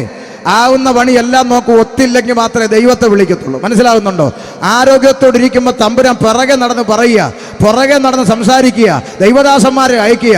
ആരോഗ്യത്തോടിരിക്കുമ്പോൾ ഇത് കേൾക്കത്തില്ല. കണ്ണും കരലും കിഡ്നിയും അടിച്ചു പോകുമ്പോഴാണ് ഉപദേശിമാരെ തപ്പി നടക്കുന്നത് പ്രാർത്ഥിക്കാൻ. ഇന്ന് രാത്രി പുതുപ്പള്ളിക്കാരോട് പറയാം, ആരോഗ്യത്തോടിരിക്കുമ്പോൾ ഇത് കേൾക്ക്, ജീവനുള്ള ദൈവത്തിന്റെ വചനം കേൾക്ക്. ആരോഗ്യത്തോടിരിക്കുമ്പോൾ ദൈവസന്നിധിയിൽ സറണ്ടർ ചെയ്യ്. അല്ലാതെ മസിൽ പവർ കൊണ്ട് ജീവിക്കാൻ കഴിഞ്ഞെന്ന് വരത്തില്ല. തിരിച്ചറിഞ്ഞോണം. ഇവിടെ പൗലോസ് പറയുകയാണ്, ജ്ഞാനികളെന്ന് പറഞ്ഞുകൊണ്ട് അവർ മൂഢന്മാരായിപ്പോയി, എനിക്കെല്ലാം അറിയാം എന്ന ഭാവത്തിൽ മനുഷ്യൻ ജീവിച്ചു. എന്നിട്ട് അവരെന്താ ചെയ്തെന്നറിയാമോ? അവരുടെ നിരൂപണങ്ങളിൽ അവർ വ്യർത്ഥമായത് ചെയ്യാൻ തുടങ്ങിയെന്നാണ്. എന്താണ് അവർ വ്യർത്ഥമായി ചെയ്തത്? അടുത്ത വാക്ക് വായിച്ചു കേട്ടോണം, വായിച്ചേ. അക്ഷയനായ ദൈവത്തിന്റെ തേജസ്സിനെ അവർ ക്ഷയമുള്ള മനുഷ്യൻ, പക്ഷി, നാൽക്കാലി, ഇഴജാതി എന്നിവയുടെ രൂപസാദൃശ്യത്തിലായി മാറ്റിക്കളഞ്ഞു. അവിടെയാണ് ഇന്ന് രാത്രി മാനസാന്തരപ്പെടേണ്ടത്. അതാണ് ഇന്ന് രാത്രി വ്യർത്ഥമായി വിട്ടുകളയേണ്ട വ്യർത്ഥമായ വസ്തുത. എന്താ? ആമേൻ. അക്ഷയനായ ദൈവത്തിന് കൊടുക്കേണ്ട മഹത്വം, ഈ പ്രപഞ്ചത്തെ നിർമ്മിച്ച സൃഷ്ടാവിന് കൊടുക്കേണ്ട മഹത്വം, സകലത്തെയും പടച്ചുണ്ടാക്കിയവന് കൊടുക്കേണ്ട മഹത്വം സൃഷ്ടാവിന് കൊടുക്കാതെ സൃഷ്ടിയായ മനുഷ്യൻ, ആമേൻ, നാൽക്കാലി, പക്ഷി, ഇഴജാതി എന്നിവയുടെ രൂപസാദൃശ്യമാക്കി മാറ്റിക്കളഞ്ഞു. സത്യമല്ലേ? സൃഷ്ടാവിന് കൊടുക്കേണ്ട മഹത്വം ആർക്കൊക്കെ പങ്കുവച്ചു? മനുഷ്യനെ തന്നെ ദൈവങ്ങളാക്കുന്നു. മനുഷ്യന് തന്നെ മഹത്വം കൊടുക്കുന്നു. പിന്നെന്താ പറഞ്ഞത്? നാൽക്കാലി, പിന്നെന്താ പറഞ്ഞത്? പക്ഷി, പിന്നെന്താ പറഞ്ഞത്? ഇഴജാതി എന്നിവയ്ക്ക് മഹത്വം കൊടുക്കാൻ തുടങ്ങി. ഞാൻ ചില ജംഗ്ഷനിലൊക്കെ കണ്ടിട്ടുണ്ട്, പാരമ്പര്യം പറയുന്ന ക്രിസ്ത്യാനി ഇതിനെ നാലിനെയും കൂടെ ഒന്നിച്ച് ഒരു കണ്ണാടിക്കൂട്ടിലാക്കി ജംഗ്ഷനിൽ വെച്ചാൽ മഹത്വം കൊടുക്കുന്നത് കണ്ടിട്ടില്ലേ നിങ്ങൾ? നാൽക്കാലി, അതിൻ്റെ പുറത്ത് മനുഷ്യൻ, അതിൻ്റെ കീഴെ ഇഴജാതി. അപ്പൊ നിങ്ങൾ ചോദിക്കും പക്ഷിയോ എന്ന്. വീട്ടിൽ ചെന്ന ഫോട്ടോയ്ക്കകത്ത് ഉണ്ടെങ്കിൽ ഒന്നുകൂടെ സൂക്ഷിച്ചു നോക്കണം. ഇഴജാതിക്ക് 2 ചിറകും കൂടെ വരച്ചു വെച്ചിട്ടുണ്ട്. അക്ഷയനായ മഹാദൈവത്തിന് കൊടുക്കേണ്ട മഹത്വം, സൃഷ്ടിച്ച സൃഷ്ടാവിന് കൊടുക്കേണ്ട മഹത്വം സൃഷ്ടാവിന് കൊടുക്കാതെ സൃഷ്ടാവിന് കൊടുക്കേണ്ട മഹത്വം സൃഷ്ടികൾക്ക് പങ്കിട്ടുകൊണ്ട് ക്ഷയമുള്ള മനുഷ്യൻ, പക്ഷി, നാൽക്കാലി, ഇടജാതി എന്നിവയുടെ രൂപസാദൃശ്യമാക്കി മാറ്റിക്കൊണ്ട് സൃഷ്ടാവിന് കൊടുക്കേണ്ട മഹത്വം സൃഷ്ടിക്ക് കൊടുക്കുന്ന മനുഷ്യ, ഇന്ന് രാത്രി ദൈവത്തിന്റെ ആത്മാവ് നിന്നോടാ വിളിച്ചു പറയുന്നത്, നീ വ്യർത്ഥ കാര്യങ്ങളൊക്കെ വിട്. ഈ വ്യർത്ഥ കാര്യങ്ങളൊക്കെ വിട്ടിട്ട് ഇന്ന് രാത്രി ആകാശവും ഭൂമിയും സമുദ്രവും അവയിലുള്ള സകലത്തെ ഉണ്ടാക്കിയ ജീവനുള്ള ഒരു ദൈവമുണ്ട്. ആ ജീവനുള്ള ദൈവത്തിങ്കിലേക്ക് തിരിയണം. അല്ലേ? സൃഷ്ടാവിന് കൊടുക്കേണ്ട മഹത്വം സൃഷ്ടിക്ക് കൊടുത്തു, മനുഷ്യന് കൊടുത്തു. മനുഷ്യനെ തന്നെ വണങ്ങുന്നു, മനുഷ്യനെ തന്നെ ആരാധിക്കുന്ന അവസ്ഥയിലേക്ക് എത്തിയിരിക്കുന്നു. നാൽക്കാലിയെ ആമ ഇഴജാതിയും ചിലർക്കെന്താ ദൈവം അല്ലേ? പക്ഷെ ദൈവം ഭക്തനെ കാണാൻ വീട്ടിൽ വന്നാലോ വാവാ സുരേഷിന് അല്ലേ? അങ്ങനല്ലേ? ഭക്തനെ കാണാൻ സ്നേഹം കൊണ്ടുവന്നേന്ന്. 4 വർഷമായിട്ട് എൻ്റെ അടുത്ത് മുടങ്ങാതെ വരുന്ന രമണി 5-ാം വർഷം കണ്ടില്ല. എൻ്റെ കൊച്ചിന് എന്ത് പറ്റി? ദൈവം സ്നേഹവാനല്ലേ? അതുകൊണ്ട് സ്നേഹത്തോട് അന്വേഷിച്ച് വീട്ടിൽ വന്നപ്പോൾ രമണിയുടെ ചിന്ത എന്താ? ഏഴയായ അടിയനെ കാണാൻ, അടിയൻ്റെ വീട്ടിൽ വരാൻ അടിയൻ എന്തുള്ളൂ? അങ്ങനാണോ? വാവാ മനസ്സിലാകുന്നുണ്ട്? എടോ, ഇതൊന്നും തിരിച്ചറിയാൻ ഡിഗ്രി ഒന്നും വേണ്ടടോ. തലയ്ക്കകത്ത് ആള് താമസം ഉണ്ടായാൽ മതിയടോ. മനസ്സിലാവുന്നുണ്ട്? ഇതൊക്കെ എന്തിനാ ഡിഗ്രി? സകലത്തെയും പടച്ചുണ്ടാക്കിയ സൃഷ്ടിച്ച സൃഷ്ടാവുണ്ട്, ദൈവമുണ്ട്. ദൈവമില്ലെന്നാ ചിലർ പറയുന്നത്. നോക്കെ, ദൈവമില്ലെന്ന് പറയുന്നത് ചുമ്മാ കണ്ണാടിയുടെ മുമ്പിൽ 5 മിനിറ്റ് നിന്നാൽ അറിയാം ദൈവം ഉണ്ടോന്നല്ലേ? ദാവീദ് പറഞ്ഞു, ഭയങ്കരവും അതിശയകരവുമായി നീ എന്നെ സൃഷ്ടിച്ചിരിക്കാൻ ഞാൻ നിനക്ക് സ്തോത്രം ചെയ്യുന്നു. മനുഷ്യന്റെ സൃഷ്ടിപ്പിലുണ്ട് ദൈവം. കണ്ണാടിയുടെ മുമ്പിൽ ചെന്ന് നോക്ക്. തലയ്ക്ക് മുകളിൽ നിൽക്കുന്ന കറുത്ത സാധനം പേരെന്താ? മുടി. താടിയായി വരുന്ന കറുത്ത സാധനം എന്താ? മുടി. മീശയായി വരുന്നത് എന്താ? മുടി. പുരികമായി വരുന്നത് എന്താ? മുടി. കണ്ണിന്റെ പീലിയായി വരുന്നത് എന്താ? മുടി. ഇതെല്ലാം മുടിയാ. എന്നാൽ തമ്പുരാൻ സൃഷ്ടിച്ചപ്പോൾ വെച്ച നിയമം നോക്കെ. തലമുടിയോടും താടിയോടും ഒക്കെ വളർന്നിറങ്ങിക്കോളാൻ പറഞ്ഞു. കൺപീലിയോട് പറഞ്ഞു പരിധി വിട്ട് വളരരുത്. തലമുടി വളർന്ന പോലെ ജനിച്ച കാലം തൊട്ട് കൺപീലിയും വളർന്നെങ്കിലോ ഇന്ന് യോഗത്തിന് വന്നിരിക്കുന്ന അവസ്ഥ ചുരുട്ടിപ്പിടിച്ച് പൊക്കിപ്പിടിച്ച് ആരാടി അവിടെ പ്രസംഗിക്കും? ഗതികേടൊന്നും ഉണ്ടായില്ലല്ലോ. അതുകൊണ്ട് ഡിങ്കനല്ല ദൈവം, സർവശക്തനായ ദൈവമുണ്ട്. മനസ്സിലായോ? വേണ്ട. ഇവിടെ ഇപ്പോൾ 6 വരിപ്പാത NH 6 വരിപ്പാത ഹൈവേ ആക്കാൻ പോവുക. തിരുവനന്തപുരം നെയ്യാറ്റിങ്കര റോഡൊക്കെ 6 വരിപ്പാതയാക്കി. ഞാൻ കഴിഞ്ഞ ദിവസം അതിലൂടെ പല മീറ്റിങ്ങുകൾക്ക് കടന്നു പോയപ്പോൾ വിശാലമായ 6 വരിപ്പാത ഹൈവേ, എന്നിട്ട് പോലും എത്ര വണ്ടിയാണെന്നറിയാമോ അവിടെ ഇവിടങ്ങളിൽ മുട്ടി ഇടിച്ച് അവിടെ സൈഡിൽ കിടക്കുന്നത്? എന്നാൽ നിങ്ങൾ തല ഉയർത്തി ആകാശമണ്ഡലത്തിലേക്ക് നോക്ക്. സൗരയൂഥങ്ങളിൽ സഞ്ചരിക്കുന്ന ഭ്രമണപഥങ്ങളിൽ സഞ്ചരിക്കുന്ന ഒറ്റ ഗ്രഹത്തിൽ ഡ്രൈവർ ഉണ്ടോ? ഡെയിലി 2 വെച്ച് ഇടിച്ചുകൊണ്ടിരിക്കുവാണോ? ഇതിനെയൊക്കെ നിയന്ത്രിക്കുന്ന ഒരു സർവശക്തനുണ്ട്. അതുകൊണ്ട് ദൈവമില്ലെന്ന് പറയുന്ന മൂഢത്തരം വിട്ടേച്ച് ഡിങ്കൻ ദൈവമാണെന്ന് പറയുന്ന മണ്ടത്തരം വിട്ട് ചെന്ന് രാത്രി ആകാശവും ഭൂമിയും സമുദ്രവും അവയിലുള്ള സകലത്തെയും ഉണ്ടാക്കിയ ജീവനുള്ള ഒരു ദൈവമുണ്ട്. ആ ജീവനുള്ള ദൈവത്തിങ്കലേക്ക് തിരിയണം. അതുകൊണ്ടാ പണ്ട് ആശാരി ഉപദേശിയുടെ കാലത്തൊക്കെ പാടിയത് ഏകസത്യ ദൈവമേയുള്ളൂ ഭൂവാസികളെ, ഏകസത്യ ദൈവമേയുള്ളൂ ഭൂവാസികളെ, ഏകസത്യ ദൈവമേയുള്ളൂ. കണ്ട കല്ലും മരങ്ങളും കൊണ്ടു പല രൂപം തീർത്തു, കണ്ട കല്ലും മരങ്ങളും കൊണ്ടു പല രൂപം തീർത്തു, കൊണ്ടുവച്ചടത്തിരിക്കും തുണ്ടമല്ല സത്യ ദൈവം, കൊണ്ടുവച്ചടത്തിരിക്കും തുണ്ടമല്ല സത്യ ദൈവം, ഏകസത്യ ദൈവമേയുള്ളൂ പുതുപ്പള്ളിക്കാരെ, ഏകസത്യ ദൈവമേയുള്ളൂ. മനസ്സിലായോ? പണ്ടൊക്കെ ഇതൊക്കെ പാടിയാലായിരുന്നു ആത്മാവിലാകുന്നത്. ഇപ്പൊ ഇതൊക്കെ പാടുമ്പോൾ പേടിച്ചിരിക്കും, ആരെങ്കിലും വന്ന് വല്ലതും ചെയ്താലോ. എന്തിനാടോ? സ്തോത്രം. പുള്ളിക്കാരിതൊക്കെ പാടും കേട്ടോ. പുള്ളി ഇച്ചിരി തൻ്റെ ഇടമുള്ളതായിട്ടോ നടുക്കിരിക്കുന്നതായിട്ട്. ആമേൻ. ശ്രദ്ധിച്ചേ.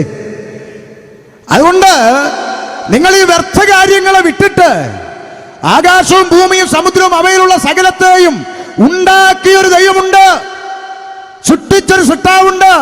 ആ ജീവനുള്ള ദൈവത്തിലേക്ക് നിങ്ങൾ തിരിയണം. ആമേൻ.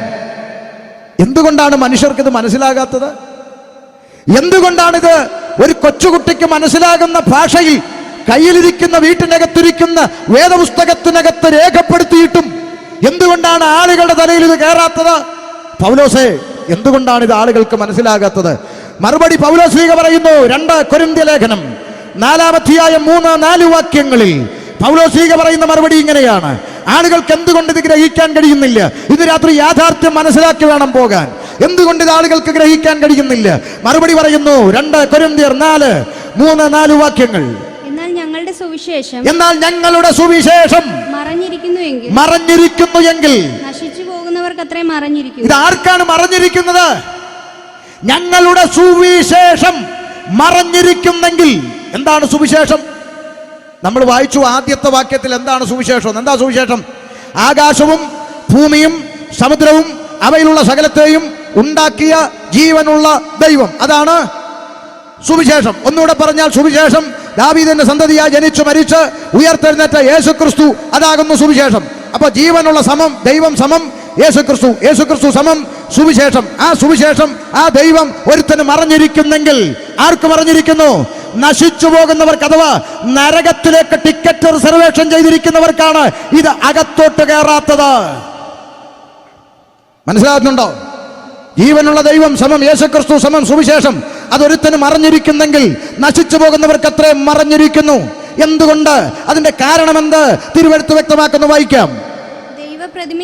ദൈവപ്രതിമയായ ക്രിസ്തുവിന്റെ തേജസ്സുള്ള സുവിശേഷത്തിന്റെ പ്രകാശനം ശോഭിക്കാതിരിപ്പാൻ ഈ ലോകത്തിന്റെ ദൈവം അവിശ്വാസികളുടെ മനസ്സ് കുരുടാക്കി. എന്തുകൊണ്ട്? ദൈവപ്രതിമയായ ക്രിസ്തുവിന്റെ തേജസ്സുറ്റ ഈ സുവിശേഷം, ഈ ജീവനുള്ള ദൈവത്തിന്റെ സന്ദേശം ഒരുത്തന്റെ തലയ്ക്കകത്ത് കയറാതിരിക്കാൻ കാരണം അവൻ ഈ ലോകത്തിന്റെ ദൈവം അവന്റെ ഹൃദയത്തെ കുരുടാക്കി വെച്ചിരിക്കുന്നു. അതാണ് കാരണമെന്ന് വേദപുസ്തകം പറയുന്നു. മനുഷ്യന്റെ ഹൃദയത്തിന്റെ അകത്ത് ഈ ജീവനുള്ള ദൈവത്തിന്റെ സുവിശേഷം കടന്നു ചെല്ലാൻ തടസ്സമായിരിക്കുന്നത് അവന്റെ ഹൃദയക്കൂടിന്റെ അകത്ത് കുടിയിരിക്കുന്ന ഈ ലോകത്തിന്റെ ദൈവം അഥവാ പാപം. കരങ്ങൾ ഉയർത്തി കർത്താവിനെ സ്തുതിച്ചാണ്. പുതുപ്പള്ളിയിൽ എന്നെ കേൾക്കുന്ന മാന്യ സഹോദര, സുഹൃത്തെ, സ്നേഹിത, മനുഷ്യന്റെ ഹൃദയക്കൂടിന്റെ അകത്ത് കൂടിയിരിക്കുന്ന പാപമെന്ന് പറയുന്ന അദൃശ്യമായ ഇരുട്ട്, ആ ഇരുട്ടാണ് ഈ പ്രകാശം അകത്തോട്ട് ചെല്ലാൻ തടസ്സമായിരിക്കുന്നതെന്ന് വേദപുസ്തകം പറയുന്നു. ആ ഇരുട്ടിനെ വിശുദ്ധ ബൈബിൾ വിളിക്കുന്ന പേരാണ് പാപം. അതുകൊണ്ട് വേദപുസ്തകം പ്രഖ്യാപിക്കുന്നു, ഏകനാൽ പാപവും പാപത്താൽ മരണവും ലോകത്തിൽ പ്രവേശിച്ചു. ആദാമ്യ പാപത്താൽ സർവ്വ മനുഷ്യനും പാപിയാണ്. പുറത്തുള്ള ആളുകൾ ഇത് കേൾക്കുമ്പോൾ അവർക്ക് ചിരിയാണ്. ഈ ഉപദേശിമാരുടെ ഈ മൈക്ക് കൊടുത്ത ഇതാ വിഷയം. യുവന്മാർ എന്തെല്ലാം പറഞ്ഞാലും കറങ്ങിത്തിരിഞ്ഞ് അവസാനം എവിടെ വരും? മനുഷ്യൻ പാപിയാ പാപിയാ പാപിയാ പാപിയാ. ചുമ്മാതാന്ന്. മനുഷ്യൻ പാപിയൊന്നും അല്ല. അങ്ങനെ പറയുന്നവരാരെങ്കിലും ഇന്ന് രാത്രി പുതുപ്പള്ളിയിൽ എന്നെ കേൾക്കുന്നെങ്കിൽ, മനുഷ്യൻ പാപിയല്ല എന്ന് പറയുന്നവരാരെങ്കിലും ഇന്ന് രാത്രി എന്നെ കേൾക്കുന്നെങ്കിൽ, ഇന്ന് രാത്രി കടയടച്ചു പോകുമ്പോൾ കടയ്ക്ക് പൂട്ടിടരുത്. നാളെ രാവിലെ അറിയാം പുതുപ്പള്ളിയിൽ പാപിയുണ്ടോ ഇല്ലയോ എന്ന്. ദൂരെ എങ്ങും പോകണ്ട, തപ്പിപ്പോകണ്ട. കടയ്ക്ക് പൂട്ടിട്ടോ, പൂട്ട് പിടിച്ച് ഒന്ന് കുലുക്കി, രണ്ട് കുലുക്കി, പിന്നെ ഒന്നുകൂടെ കുലുക്കി വെച്ചാൽ വീട്ടിൽ പോകുന്നത്. എന്നിട്ടും ഉറക്കമില്ലാതെ വന്നപ്പോൾ CCTV വെച്ചു പോലും. മനുഷ്യൻ പാപിയായതുകൊണ്ടാണ് ഇവിടെ പോലീസ് സ്റ്റേഷൻ ഉണ്ടായത്. വേണ്ട, നമ്മുടെ നാട്ടിലെ സഹോദരിമാർ രാത്രി കിടന്നിറങ്ങുമ്പോൾ കഥകടച്ച് കൊളുത്തിട്ട് ഓടാമ്പലും പിടിച്ചിട്ടേച്ച് ഇപ്പൊ അതിന്റെ പുറകെ ചട്ടിയും കലവും വാരി അടുക്കി വെച്ചാ ഉറങ്ങുന്നത്. ആരെ പേടിച്ചാ? പുലി ഇറങ്ങുമെന്ന് പേടിച്ചാണോ? ആണോ? അല്ല, മനുഷ്യന്മാരെ പേടിച്ച്, ഇരുകാലി മനുഷ്യന്മാരെ പേടിച്ച്. രാത്രി ഒരു നിശ്ചിത സമയം കഴിഞ്ഞാൽ പുറത്തിറങ്ങി നടക്കാൻ ഭയമാണ്. സിംഹം വരുമെന്നോ പുലി പിടിക്കുമെന്നോ പേടിച്ചല്ല, ഇരുകാലി മനുഷ്യന്മാരെ ഭയന്നിട്ട്. കാരണം വേദപുസ്തകം പ്രഖ്യാപിക്കുന്നു മനുഷ്യൻ പാപിയാണ്. ഇത് കേൾക്കുമ്പോൾ വേറെ ചില ആളുകൾ പറയും, ശരിയാ, അങ്ങേര് പറഞ്ഞ ശരിയാ, മനുഷ്യന്റെ അകത്ത് പാപമുണ്ട്, പക്ഷെ എന്നെ ആ കൂട്ടത്തിൽ പെടുത്തണ്ട. അതെന്താ? ഞാൻ ഇന്ന് വരെ ആർക്കും ഒരു ദോഷവും ചെയ്തിട്ടില്ലല്ലോ, അതുകൊണ്ട് ഞാൻ പാപിയല്ല എന്ന് പറയുന്ന ചിന്തയുണ്ട്. ആമേൻ. ഇവിടെ അടുത്ത് ഒരു ചേട്ടൻ ഒരു മൂർഖം പാമ്പിനെ വളർത്തുന്നുണ്ട് എന്ന് ചിന്തിക്കുക. ഈ പാമ്പ് ഇന്ന് വരെ ആരെയും കടിച്ചിട്ടില്ല, അതുകൊണ്ട് അതിന് വിഷമില്ലെന്നർത്ഥമുണ്ടോ? ഇന്ന് വരെ കടിച്ചിട്ടില്ല, അത് ശരിയാണ് എന്ന് കരുതി വായി കൈകൊണ്ട് വെച്ചാലോ കടി കിട്ടും, കടിച്ചാൽ ചത്തുപോകും. അതുകൊണ്ട് ശ്രദ്ധിച്ചോണം. അവൻ ഇന്ന് വരെ ആർക്കും ഒരു ദോഷം ചെയ്തിട്ടില്ല, അത് സത്യമാണ്. അതുകൊണ്ട് പാപിയല്ലെന്ന് അർത്ഥമില്ല. അകത്ത് പാപം കിടപ്പുണ്ട്, ഒരു ദിവസം അത് പുറത്തു വരും. അതിന്റെ തെളിവാണ് ഇന്നലെ വരെ നമ്മുടെ മുമ്പിൽ കൂടെ മാന്യന്മാരായി ജീവിച്ച പല ആളുകളും ഇന്ന് ഇരുമ്പഴിക്കകത്ത് കിടക്കാൻ കാരണം അവർ ഇന്നലെ വരെ മാന്യന്മാരായിരുന്നു. എന്നാൽ ഒരു ദിവസം അകത്തിരുന്ന പാപത്തിന്റെ വിഷം പുറത്തു വന്നു. പണ്ട് കാലത്ത് നമ്മുടെ കുഞ്ഞുങ്ങളെ അയലത്തെ വീട്ടിൽ കൊണ്ടേപ്പിച്ചിട്ട് നമ്മൾ പറഞ്ഞു, എടി കൊച്ചുപിടിയിരിക്കട്ടെ, ഞാൻ മാർക്കറ്റ് വരെ പോയിട്ട് ദാ വരുന്നെന്ന് പറഞ്ഞൊരു കാലമുണ്ടായിരുന്നു. എന്നാൽ ഇന്ന് ജനിപ്പിച്ച സ്വന്തം അപ്പന്റെ അടുക്കൽ പെൺകുഞ്ഞിനെ നിർത്തിവെച്ച് മാർക്കറ്റ് വരെ പോയിട്ട് വരാൻ ധൈര്യമില്ലാത്ത അമ്മമാരുടെ നാടാണ് ദൈവത്തിന്റെ സ്വന്തം നാടെന്ന് മറന്നു പോകരുത്. കണ്ടുപിടുത്തങ്ങളും ഇന്റർനെറ്റും ശാസ്ത്രവും സയൻസും ടെക്നോളജിയും ഒക്കെ അതിന്റെ ഉച്ചകോടിയിലേക്ക് കുതിച്ച് ഉയർന്നുകൊണ്ടിരിക്കുമ്പോൾ മനുഷ്യന്റെ ധാർമ്മികത മാത്രം കീപ്പോട്ട് പോയിക്കൊണ്ടിരിക്കുകയല്ലേ. ഇവിടെ കണ്ടുപിടുത്തങ്ങളും ടെക്നോളജികളും ശാസ്ത്രങ്ങളും പോലീസും ഗവൺമെന്റ് കിണഞ്ഞു പരിശ്രമിച്ചിട്ടും ഒരു കാലത്ത് നമുക്ക് ദോഷമായിരുന്ന പല കാര്യങ്ങളും ഇന്നത്തെ തലമുറയ്ക്ക് ഫാഷനല്ലേ. പണ്ട് കാലത്ത് സ്കൂള് കട്ട് ചെയ്ത് ആരും കാണാതെ ഒരു സിനിമ കാണാൻ സ്കൂള് കട്ട് ചെയ്ത് പോകുന്ന ഒരു കാലം പണ്ട് നമുക്കുണ്ടായിരുന്നെങ്കിൽ അന്ന് ആരെങ്കിലുമൊക്കെ കണ്ടാലോ, അയലത്തുകാരൻ കണ്ട് വീട്ടിൽ പറഞ്ഞാലോ, മാമൻ കണ്ടാലോ മാമി കണ്ടാലോ എന്നൊക്കെ പേടിച്ചു പോയ ഒരു കാലമുണ്ട്. എന്നാൽ ഇന്നത്തെ തലമുറ അങ്ങനെയല്ലേ. ഇന്ന് സ്കൂൾ യൂണിഫോമും സ്കൂൾ ബാഗും തോളിലിട്ടുകൊണ്ട് തിയേറ്ററിന് മുമ്പിൽ ചെന്ന് അവർ മൊബൈൽ എടുത്ത് ഫേസ്ബുക്കിൽ ലൈവ് ഇട്ടുകൊണ്ട് പറയും, ഹലോ ഗായ്സ്, ഞങ്ങളിപ്പോൾ നിൽക്കുന്നത് തിയേറ്ററിന്റെ മുമ്പിലാണ് ഗായ്സ് എന്ന് പറഞ്ഞുകൊണ്ട് പബ്ലിക്കായി വീഡിയോ ചെയ്യാൻ മടിയില്ലാത്തൊരു തലമുറയുടെ നടുവിൽ നമ്മൾ നിൽക്കുകയാണ്. ഒരു കാലത്ത് ദോഷമായി കണ്ട കാര്യങ്ങൾ പുതിയ തലമുറ ഫാഷനായി മാറിയിരിക്കുകയാ. ബാക്കി എല്ലാ കണ്ടുപിടുത്തങ്ങളും മേപ്പോട്ട് പോകുമ്പോൾ മനുഷ്യന്റെ ധാർമ്മികത കീപ്പോട്ട്. നോക്കൂ, ഒരു കോഴിയമ്മ പോലും പരന്ത് റാഞ്ചാൻ വരുന്ന കുഞ്ഞുങ്ങളെ ചിറകിനടിയിൽ സൂക്ഷിച്ച് ചേർത്ത് മറച്ചു പിടിച്ച് സംരക്ഷിക്കുന്ന ദൈവത്തിന്റെ സ്വന്തം നാട്ടിൽ കാമുകനോടൊപ്പം ജീവിക്കുവാൻ സ്വന്തം വയറ്റിൽ 10 മാസം ചുമന്ന് നൊന്ത് പ്രസവിച്ച ചോരക്കുഞ്ഞിനെ തീരദേശത്തിന്റെ പാറയിലേക്ക് എടുത്തെറിഞ്ഞു കൊല്ലാൻ മടിയില്ലാത്ത അമ്മയും സാക്ഷര കേരളത്തിൽ നിൽക്കുകയാണ്. ഇവിടെ നിന്നുകൊണ്ട് മനുഷ്യൻ പാപിയല്ലെന്ന് പറയുന്നവനെ നോക്കി കഷ്ടമെന്നല്ലാതെ എന്താ പറയാനുള്ളത്? അതുകൊണ്ട് വേദപുസ്തകം പ്രഖ്യാപിക്കുന്നു, എല്ലാവരും പാപം ചെയ്തു, ദൈവത്തിൽ നിന്ന് അകന്നുപോയി, സകല മനുഷ്യനും പാപത്തിന്റെ പിടിയിലകപ്പെട്ടു, ഏകനാൽ പാപവും പാപത്താൽ മരണവും ലോകത്തിൽ പ്രവേശിച്ച മനുഷ്യൻ പാപിയാണ്. എവിടെയാണ് മനുഷ്യനിൽ പാപം പ്രവേശിച്ചത്? വിശുദ്ധ വേദപുസ്തകം പ്രഖ്യാപിക്കുന്നു, ആദിയിൽ ദൈവം ആകാശവും ഭൂമിയും സൃഷ്ടിച്ചു, ചരാചരങ്ങൾ, ഇടജാതി, മൃഗജാതി, കന്നുകാലി, നാൽക്കാലി, പറവജാതി, അങ്ങനെ അടുക്കടുക്കായി സൃഷ്ടിച്ച അനന്തരം 6-ാം ദിവസം ദൈവം മനുഷ്യനെ സൃഷ്ടിക്കുകയാണ്. മനുഷ്യനെ സൃഷ്ടിച്ചപ്പോൾ ദൈവത്തോടൊപ്പം വസിക്കുവാൻ, ദൈവത്തോട് ഒന്നിച്ച് കൂട്ടായ്മ ആചരിപ്പാൻ കഴിയുന്ന നിലയിൽ അതിന് പ്രാഗൽഭ്യമുള്ളവനായി മനുഷ്യനെ സൃഷ്ടിച്ചു. അതുകൊണ്ടാണ് ലൂക്കോസ് സുവിശേഷകൻ 3-ാം അധ്യായം 38-ാം വാചകത്തിൽ ഇങ്ങനെ പറഞ്ഞത്, ആദാം ദൈവത്തിന്റെ മകൻ, പുത്രത്വം എന്ന പദവിയിലാണ് മനുഷ്യനെ സൃഷ്ടിച്ചത്. എന്നാൽ സൃഷ്ടാവിന്റെ കൽപ്പനയെ ലംഘിച്ചുകൊണ്ട്, സൃഷ്ടാവിന്റെ വാക്കുകളെ അനുസരിക്കാതെ പിശാചിന്റെ വാക്കിനെ അനുസരിച്ചത് കൊണ്ട് നിയമലംഘനം, കൽപ്പനാലംഘനം നടന്നു. മനുഷ്യന്റെ അകത്ത് പാപം പ്രവേശിച്ചു. പാപം മനുഷ്യന്റെ അകത്ത് പ്രവേശിച്ചപ്പോൾ പുത്രത്വം നഷ്ടപ്പെട്ടു, ദൈവത്തോടൊന്നിച്ചുള്ള കൂട്ടായ്മ നഷ്ടപ്പെട്ടു, തോട്ടത്തിൽ നിന്ന് പുറത്താക്കപ്പെട്ടു. ഇന്ന് രാത്രി ലളിതമായി പറഞ്ഞാൽ അന്ന് ഏദനിൽ വെച്ച് നഷ്ടപ്പെട്ടു പോയ പുത്രത്വം, ഏദനിൽ വെച്ച് നഷ്ടപ്പെട്ടു പോയ പുത്രത്വം യേശുക്രിസ്തുവിൽ കൂടി തിരിച്ചു തരുന്ന സ്വർഗീയ പദ്ധതിയുടെ പേരാണ് സുവിശേഷം. അന്ന് ഏദനിൽ വെച്ച് നഷ്ടപ്പെട്ടു പോയ പുത്രത്വം ഇന്ന് നിനക്ക് തിരിച്ചു പിടിക്കാൻ വകയുണ്ട്. വേദപുസ്തകം പറയുന്നു, യേശുവിനെ കൈക്കൊണ്ട് അവന്റെ നാമത്തിൽ വിശ്വസിക്കുന്ന ഏവർക്കും ദൈവ മക്കളാകുവാൻ ദൈവം അധികാരം കൊടുത്തു. മനസ്സിലാകുന്നുണ്ടോ? ഏദനിൽ വെച്ച് നഷ്ടപ്പെട്ടു പോയ പുത്രത്വം യേശുക്രിസ്തുവിലൂടെ തിരിച്ചു തരുന്ന സ്വർഗീയ പദ്ധതിയുടെ പേരാണ് സുവിശേഷം എന്ന് പറയുന്ന സന്ദേശം. അതുകൊണ്ട് തിരിച്ചറിയണം, ആമേൻ, മനുഷ്യന്റെ അകത്ത് പാപം പ്രവേശിച്ചു. ഈ പാപത്തിൽ നിന്ന് മനുഷ്യവർഗത്തെ രക്ഷിച്ചെടുപ്പാൻ ദൈവമൊരുക്കിയ ദൈവിക പദ്ധതിയുടെ ഭാഗമായി സാക്ഷാൽ ദൈവം വേഷത്തിൽ മനുഷ്യനായി ലോകത്തിലേക്ക് ഇറങ്ങി വന്നു. പാപത്തിന്റെ ശമ്പളം മരണം. മരണമെന്ന് പറയുന്ന ഭീകരമായ ശിക്ഷാവിധി യേശുക്രിസ്തു സ്വന്തം ചുമലിൽ ഏറ്റെടുത്തു.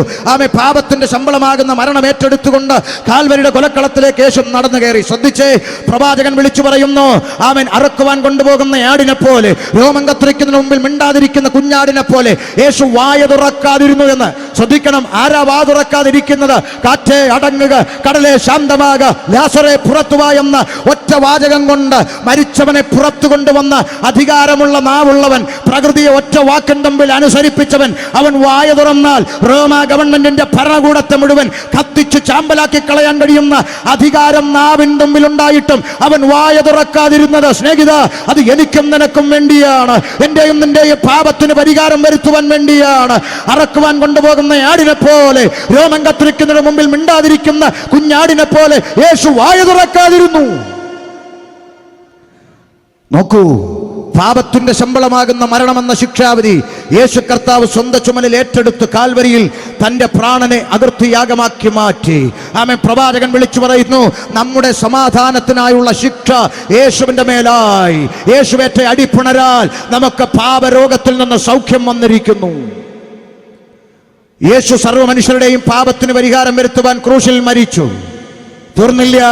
അരിമത്യക്കാരനായ യോസേഫിന്റെ കല്ലറക്കൽ യേശുക്രിസ്തുവിന്റെ ഭൗതിക ശരീരം അടക്കം ചെയ്യപ്പെട്ടു. ഇന്ന് രാത്രി പുതുപ്പള്ളിയോട് പറയാം, 3 ആണി കൊണ്ട് അരിമത്യക്കാരനായ യോസേഫിന്റെ കല്ലറ കൊണ്ട് യേശു അവസാനിച്ചിരുന്നെങ്കിൽ 3 ആണി കൊണ്ട് അവസാനിച്ച യേശുവിനെ പ്രസംഗിക്കാൻ ഷമീർ അബ്ദുൽ സലാം വരത്തില്ല. പുതുപ്പള്ളിയിൽ 3 ആണി കൊണ്ട് അവസാനിച്ച യേശുവിന് വേണ്ടി പാടാൻ അജീബ് പുത്തൂർ എന്ന് പറയുന്ന ഗായകൻ വരത്തില്ല. പുതുപ്പള്ളിയിൽ 3 ആണി കൊണ്ട് അവസാനിച്ച യേശുവിനെ പ്രസംഗിക്കാൻ ഇവിടെ ഒരു കൺവെൻഷൻ ഒരുങ്ങത്തില്ല. പുതുപ്പള്ളിയിൽ പിന്നെ എന്തുകൊണ്ട് പാടുന്നു, എന്തുകൊണ്ട് പ്രസംഗിക്കുന്നു? ഞങ്ങൾ പാടുന്നതും പ്രസംഗിക്കുന്നതും കുമ്പനാട്ടും എടത്തുവായിലും പരിമലയിലും കുരിശുമലയിലും അടഞ്ഞു കിടക്കുന്ന ഒരു കല്ലറവാതിക്കൽ നിന്നുകൊണ്ടല്ല, കണ്ണാടിക്കൂടിന്റെ മുമ്പിലല്ല, മറിച്ച് ഉലക മഹാന്മാർ അഖിലരും ഒരുപോൽ കല്ലറക്കകത്ത് ഒതുങ്ങി കിടക്കുമ്പോൾ, സകല മനുഷ്യരും മരണത്താൽ അവസാനിച്ചപ്പോൾ, സകല മനുഷ്യന്റെയും കല്ലറയിൽ അവർ ഇവിടെ അന്ത്യ വിശ്രമം കൊള്ളുന്നു എന്ന് എഴുതിയിരിക്കുമ്പോൾ, അതാ ഇന്നേക്ക് 2000 വർഷങ്ങൾക്കപ്പുറത്ത് തുറക്കപ്പെട്ടൊരു കല്ലറ പാലസ്തീന്റെ പച്ചമണ്ണിൽ തുറന്നു കിടക്കുന്നു. അവിടെ എഴുതപ്പെട്ടിരിക്കുന്നു, അവൻ ഇവിടെ ഇല്ല, അവൻ ഇവിടെ ഇല്ല, അവൻ ഇവിടെ ഇല്ല, അവൻ ഉയർത്തെഴുന്നേറ്റു. കരങ്ങൾ ഉയർത്തി കർത്താവിനെ സ്തുതിച്ചാൽ. യേശു ഉയർത്തെഴുന്നേറ്റു എന്ന് മാത്രമല്ല, ആ യേശു ഇന്നും ഈ 8:55 ജീവിക്കുന്നു എന്ന് വിശ്വസിക്കുന്നവർ പന്തലിലുണ്ടെങ്കിൽ കരമുയർത്തി ദൈവത്തിന് മഹത്വം കൊടുത്താൽ ഒത്തിരി സന്തോഷമുണ്ട്. നിങ്ങൾ കരമുയർത്തി കണ്ടപ്പോൾ ഒത്തിരി സന്തോഷമുണ്ട്. കാരണം നിങ്ങളെല്ലാം വിശ്വസിക്കുന്നു യേശു ഇന്നും ഇപ്പോഴും ജീവിക്കുന്നു എന്നല്ലേ? സന്തോഷമുണ്ട്. കാരണം ഞങ്ങളുടെയൊക്കെ നാട്ടിൽ പലരുടെയും വീട്ടിൽ യേശു ചത്തുകുത്തി ഭിത്തിയിലിരിക്കുക. നിങ്ങൾ വിശ്വസിക്കുന്നു ഇന്നും ജീവിക്കുന്നല്ലേ? സന്തോഷമുണ്ട്. ഇവിടെ ഇരിക്കുന്ന ഒരു ദൈവദാസനുണ്ട്. അദ്ദേഹം സിറ്റൗട്ടിൽ പത്രം വായിച്ചുകൊണ്ട് ഇങ്ങനെ ഇരിക്കുകയാണെന്ന് വിചാരിക്കുക. ഉദാഹരണം, അദ്ദേഹം പത്രം വായിച്ച സിറ്റൗട്ടിൽ ജീവനോടിരിക്കുക. എങ്ങനെ ഇരിക്കുക? ജീവനോടിരിക്കുക. ഉടനെ അദ്ദേഹത്തിൻ്റെ മകൻ ഇദ്ദേഹത്തിൻ്റെ ഒരു പഴയകാല ഫോട്ടോ എടുത്തുകൊണ്ട് വന്ന് അവിടെ മതലയിൽ ആണിയടിച്ചൊക്കെ വെച്ചു. എന്നിട്ടൊരു മാലയെടുത്ത് അതിനകത്തോട്ടിട്ടു. എന്നിട്ട് 5-6 പൂക്കളും പറിച്ചിട്ടു. എന്നിട്ട് അതിൻ്റെ മുമ്പിൽ ഒരു തിരിയും കത്തിച്ചു വെച്ചു. എന്നിട്ട് നേരെ ആ ഫോട്ടോയുടെ മുമ്പിൽ വന്ന് നോക്കി. അപ്പൻ അവിടെ പത്രം വായിച്ച് ജീവനോടിരിക്കുമ്പോൾ മോൻ അവിടെ വന്ന് നിന്നുകൊണ്ട് പറയുകയാണ്, പ്രിയപ്പെട്ട പപ്പായി, ഇന്ന് പകൽക്കാലം പപ്പായോട് ഞാൻ അറിയിക്കുന്നത്, കഴിഞ്ഞ പകൽക്കാലം കോളേജ് വിട്ട് വരുമ്പോൾ ടീച്ചറിൻ്റെ ഡയറിയിൽ എഴുതി വിട്ടിരിക്കുന്നു, ഇന്ന് പകൽക്കാലം കോളേജിൽ കൊണ്ട് കൊടുക്കാൻ 100 രൂപ കൊണ്ട് ചെല്ലണമെന്ന്. ആകയാൽ ഇന്ന് പകൽക്കാലം കോളേജിൽ കൊടുക്കാൻ 100 രൂപ തരണമെന്ന് പപ്പായോട് ഞാൻ മമ്മി മുഖാന്തരം അപേക്ഷിക്കുന്നു. ആമേൻ. അങ്ങനെ പറഞ്ഞാൽ സന്തോഷമാണോ? അപ്പൻ ജീവനോടെ പത്രം വായിച്ച് കസേരയിൽ ഇരിക്കുമ്പോൾ ആമേൻ മോൻ അവിടെ നിന്ന് തിരിഞ്ഞു നിന്ന് അങ്ങോട്ട് നോക്കി പറയുകയാണ്, എനിക്ക് 100 രൂപ വേണമെന്ന് പറഞ്ഞാൽ ഈ ലോകത്തിലെ ജഡപ്രകാരമുള്ള അപ്പൻ, ഈ ലോകത്തിലെ ജനിപ്പിച്ച ജഡപ്രകാരമുള്ള അപ്പൻ, ആ അപ്പൻ്റെ ചങ്ക് പിടഞ്ഞിട്ട് അവനോട് ചോദിക്കുക, എന്നാടാ നീ കാണിക്കുന്നത്? ജീവനോടെ വെടികൊണ്ട് പോലെ ഇവിടെ ഇരിക്കുന്ന എന്നെ ഭിത്തിയെ കയറ്റി വെച്ച് മാലയിട്ട് തിരിയും കത്തിച്ചിട്ട് 100 രൂപ തരാനോ? ഓടടാന്ന് പറഞ്ഞ് വടിയെടുത്തവനെ അടിക്കും. ഈ ലോകത്തിലെ അപ്പൻ്റെ ചങ്ക് പിടഞ്ഞെങ്കിൽ എനിക്കും നിനക്കും വേണ്ടി മരിച്ച് അടക്കപ്പെട്ട് ഉയർത്തെഴുന്നേറ്റ് എനിക്കും നിനക്കും വേണ്ടി പക്ഷപാതം ചെയ്തുകൊണ്ട് 1 വർഷം കൂടി ജീവനോടെ നിൽക്കട്ടെന്ന് പറഞ്ഞ് വാദിച്ചുകൊണ്ട് നല്ല വക്കീലായി മധ്യസ്ഥനായി പിതാവിന്റെ വലത്തുഭാഗത്ത് അറുക്കപ്പെട്ടിട്ട് നിൽക്കുന്നത് പോലെ ഒരു കുഞ്ഞാടിനെ കണ്ടെന്ന് യോഹന്നാൻ സ്നാപകൻ എഴുതിയിരിക്കുന്ന പോലെ കല്ലേറുകൊണ്ട് മരിക്കാൻ തുനിഞ്ഞ സ്തേഫാനോസ് ആത്മാവിൽ നിറഞ്ഞ സ്വർഗത്തിലേക്ക് നോക്കിയപ്പോൾ സ്വർഗം തുറന്നിരിക്കുന്നതും ദൈവത്തിന്റെ മഹത്വവും വലത്തുഭാഗത്ത് ജീവനോടെ നിൽക്കുന്ന ക്രിസ്തുവിനെയും കണ്ടെങ്കിൽ അവൻ ഇന്നും ജീവിക്കുന്ന യേശുവിനെ മരിച്ചവനെ പോലെ ആക്കി വെച്ചിരിക്കുന്ന ക്രിസ്ത്യാനിയെ നിനക്ക് അയ്യോ കഷ്ടം. വേദപുസ്തകം ചോദിക്കുന്നു, നീ ജീവനുള്ളവനെ മരിച്ചവരുടെ ഇടയിൽ അന്വേഷിക്കുന്നത് എന്തിന്? അവൻ ഇവിടെ ഇല്ല, അവൻ ഇവിടെ ഇല്ല, അവൻ ഉയർത്തെഴുന്നേറ്റു. തീർന്നില്ല. മരണത്തെ ജയിച്ചുയർത്തെഴുന്നേറ്റ യേശുക്രിസ്തു 40ഓളം പ്രാവശ്യം തന്റെ ശിഷ്യന്മാർക്ക് പ്രത്യക്ഷനായിക്കൊണ്ട് ഒരു അന്ത്യകൽപ്പന കൊടുത്തു. എന്താ കൽപ്പന? യേശു ശിഷ്യന്മാരോട് കൽപ്പന കൈമാറി, നിങ്ങൾ പുറപ്പെട്ടു പോയി സകല സൃഷ്ടികളോടും സുവിശേഷം പ്രസംഗിക്കണം. ഹല്ലേലൂയ. ആരാ ദൈവമക്കളെ കൽപ്പിച്ചേ? ഈ സുവിശേഷം ഭൂലോകമൊക്കെയും പ്രസംഗിക്കണമെന്ന് ആരാ കൽപ്പിച്ചെന്ന് ഉറക്കെ പറ. കേട്ടില്ല, ഉറക്കെ പറ. അയന പറയത്ര മടി, ഉറക്കെ പറ. യേശുക്രിസ്തുവാണ് കൽപ്പിച്ചത് സകല സൃഷ്ടിയോടും പ്രസംഗിക്കണം. ഇപ്പൊ ഇവിടെ ഏതെങ്കിലും അണ്ണന്മാരും മസിൽ വരിപ്പിച്ച് കാണിച്ചാൽ നിർത്താൻ പറ്റുന്ന പരിപാടിയല്ല ഇത്. കാരണം ഇത് അണ്ണന്മാരേൽപ്പിച്ചതല്ല, സ്വർഗത്തിലെ ദൈവം ഏൽപ്പിച്ചതാണ്. മനസ്സിലായോ? അത് മനസ്സിലാക്കിക്കോ. പിന്നെ അണ്ണന്മാർക്ക് വേണമെങ്കിൽ ഉപദേശിമാരെത്തല്ല, ഉപദേശിമാർ ആശുപത്രിയിലാകും. അതുകൊണ്ട് ഈ പരിപാടി അവസാനിക്കുന്നൊന്നും ആരും സ്വപ്നം കാണണ്ട. ഈ സുവിശേഷം അറിയിക്കപ്പെട്ടുകൊണ്ടേയിരിക്കും. പിന്നെ അറിവില്ലാത്തവർക്ക് ഇത് ഇച്ചിരി ദേഷ്യമായിട്ടൊക്കെ തോന്നും. അത് ഞങ്ങൾക്ക് പരാതിയും ഇല്ല. കാരണം ഇന്നേക്ക് 20 വർഷങ്ങൾക്ക് മുമ്പ് ഇതുപോലുള്ള സന്ധ്യാസമയങ്ങളിൽ കൂട്ടുകാരുമായി ജംഗ്ഷനിൽ ഒന്നിച്ചൊക്കെ കൂടുന്ന ചില രാത്രികൾ, ചില സന്ധ്യകളൊക്കെ എൻ്റെ ജീവിതത്തിൽ ഉണ്ടായിരുന്നു.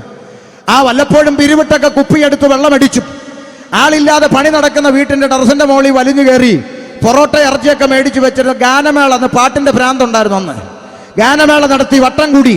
അടുത്ത ദിവസത്തെ കുപ്പിക്ക് പണം കണ്ടെത്താൻ നാട്ടുകാരുടെ മരച്ചീനിയും തേങ്ങയും കരിക്കുമൊക്കെ ചാക്കിലാക്കി കൂട്ടുകാരുമായി ഉത്സവപ്പറമ്പിൽ അടിയുണ്ടാക്കി നടന്നൊരു ഭൂതകാലമൊക്കെ ഉണ്ടായിരുന്നു. അന്ന് ഇതുപോലെ കോളാമ്പിയും പിടിച്ച് തൊണ്ട കീറി മീശം പിടിച്ച് കവലെ നിന്ന് കുടിക്കല്ലേ വലിക്കല്ലേ എന്നൊക്കെ പ്രസംഗിക്കുന്ന ഉപദേശിമാരെ കണ്ടാൽ ഇവന്റെ ചെവിക്കല്ലിനിട്ടൊന്ന് കൊടുത്താൽ എന്താന്ന് എനിക്ക് തോന്നിയിട്ടുണ്ട് പലവട്ടം. അതുകൊണ്ട് ആർക്കെങ്കിലും അങ്ങനെ തോന്നുന്നെങ്കിൽ വിഷമിക്കൊന്നും വേണ്ട, അതൊക്കെ അങ്ങ് മാറിക്കോളും. എനിക്ക് മാറിയല്ലോ, പിന്നെ എന്നാ നിങ്ങൾക്ക് മാറി? അതൊക്കെ അങ്ങ് മാറും. അങ്ങനെ ചിന്തിച്ച് നടന്നൊരു ഭൂതകാലമുണ്ട്. അങ്ങനെ ജീവിച്ച കാലഘട്ടത്തിന്റെ നടുവിൽ നിന്ന് ഇന്നേക്ക് 20 വർഷങ്ങൾക്ക് മുമ്പ് ഈ പുസ്തകത്തിലെ സന്ദേശം പൊട്ടന്മാരെ പോലെ ഇവർ തൊണ്ടകീറി വിളിച്ചു പറയുന്ന ഈ സന്ദേശം എന്താണെന്ന് ഒന്ന് കേൾക്കാൻ അല്പം ചെവി കൊടുത്തപ്പോൾ, അല്പം മനസ്സ് കാണിച്ചപ്പോൾ, കഴിഞ്ഞ 20 വർഷമായി മാതാപിതാക്കൾക്കും കുടുംബത്തിനും കൊള്ളാവുന്ന ഒരുത്തനായി ജനിച്ചു വളർന്ന അതേ പട്ടണത്തിലാണ് ഷമീർ അബ്ദുൽ സലാം സുവിശേഷകനായിട്ട് ഇന്നും ജീവിക്കുന്നത്. അങ്ങനെ ജീവിതത്തിന്റെ ചരിത്രം മാറ്റിമറിച്ച ഒരു സന്ദേശം ഉലകത്തിലുണ്ടെങ്കിൽ അതാണ് ഇന്ന് രാത്രിയിൽ ഞാൻ പ്രസംഗിക്കുന്ന യേശുക്രിസ്തുവിന്റെ സുവിശേഷം. അതുകൊണ്ട് പുതുപ്പള്ളിയോട് ആവർത്തിക്കുന്നു, മറ്റൊരുത്തനും രക്ഷയില്ല. മാനവജാതിക്ക് രക്ഷ പ്രാപിപ്പാൻ ആകാശത്തിന്റെ കീഴിൽ മനുഷ്യരുടെ ഇടയിൽ യേശുക്രിസ്തു എന്ന ഏക നാമമല്ലാതെ പോരാ, ഏക സത്യ സുവിശേഷമല്ലാതെ പോരാ, ഏക സത്യ നിത്യ ദൈവമല്ലാതെ മറ്റൊരു രക്ഷാമാർഗം ഈ കൃതിയിൽ ഇല്ലവേ ഇല്ല.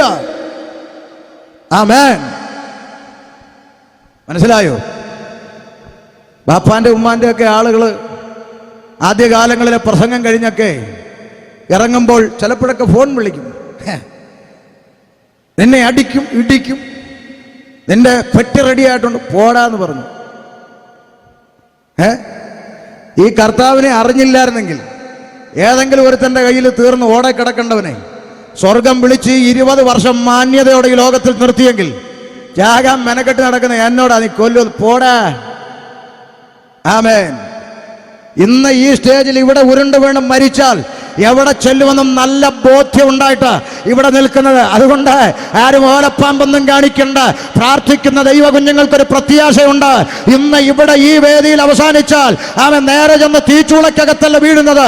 എനിക്ക് വേണ്ടി മരിച്ചടക്കപ്പെട്ട് ഉയർത്തെഴുന്നേറ്റ് സ്വർഗത്തിൽ ഇന്നും ജീവിക്കുന്ന കർത്താവിനോടുകൂടെ മഹത്വം പ്രാപിക്കാമെന്ന് നല്ല ഉറപ്പും ധൈര്യവും ഉണ്ടായിട്ടാണ് ഷമീർ അബ്ദുൽ സലാം പരസ്യമായി യേശുവിനെ പ്രസംഗിക്കാൻ ഇറങ്ങിയത്. ആമേൻ. അതുകൊണ്ട് ആമേൻ. ഇത്തരം നമ്പറുകളൊന്നും വേണ്ട. പിന്നെ ആമേൻ, നിനക്കൊരു കാര്യം, ഒരു ദൂത് വേണം, സൗജന്യമായി തരാം. നീ എന്നും കൊന്ന് തോറ്റുകൊണ്ടിരിക്കുമ്പോൾ ഞങ്ങൾ ചത്ത് ജയിച്ചുകൊണ്ടിരിക്കുകയാണ്. മനസ്സിലായോ? യേശു ക്രൂശിൽ തൂങ്ങിക്കിടന്നപ്പോൾ ലോകം അവനെ നോക്കി വിളിച്ചു പറഞ്ഞു, അവൻ തോറ്റുപോയി. അനേകരെ സൗഖ്യമാക്കി, ഒത്തിരി പേരെ വിടുവിച്ചു. പക്ഷെ തന്നെത്താൻ രക്ഷിക്കാൻ പറ്റാതെ യേശു തോറ്റുപോയെന്ന് ലോകം പറഞ്ഞു. എത്ര ദിവസം പറഞ്ഞു? 3 ദിവസം പറഞ്ഞു. 3-ാം ദിവസം അവൻ പറഞ്ഞവനെയും ജയിച്ച്, ലോകത്തെയും ജയിച്ച്, മരണത്തെയും ജയിച്ച്, പിശാചിനെ ജയിച്ച് ഞാൻ പ്രസംഗിക്കുന്ന യേശു ഉയർത്തെഴുന്നേറ്റു. മനസ്സിലായോ? 3 ദിവസത്തെ ഗ്യാപ്പേ ഉള്ളൂ. ആമേൻ. അതുകൊണ്ട് ശ്രദ്ധിച്ചോ, യേശു കർത്താവിന്റെ അന്ത്യകൽപ്പന, പുറപ്പെട്ടു പോയി സകല സൃഷ്ടികളോടും സുവിശേഷം അറിയിക്കണം. ആ അന്ത്യകൽപ്പനയാണ് ദൈവത്തിന്റെ അഭിഷിക്തന്മാർ ഇന്നും ചെയ്തുകൊണ്ടിരിക്കുന്നത്. മനസ്സിലായോ? അല്ലാതെ ഈ സുവിശേഷം ആർക്കും ഒരു ദോഷവും വരുത്തിയിട്ടില്ല. നിങ്ങൾ പറ, ഈ സുവിശേഷം നാടിന് എന്തെങ്കിലും ദോഷം വരുത്തിയിട്ടുണ്ടോ? പറ. നിങ്ങളുടെ സുവിശേഷം കേട്ട് എൻ്റെ മോൻ കുടിയനായെന്നൊരമ്മ പറയാനുണ്ടെങ്കിൽ ഇനി മേലിൽ ഇങ്ങനൊരു യോഗം പുതുപ്പള്ളി നടത്തത്തില്ല.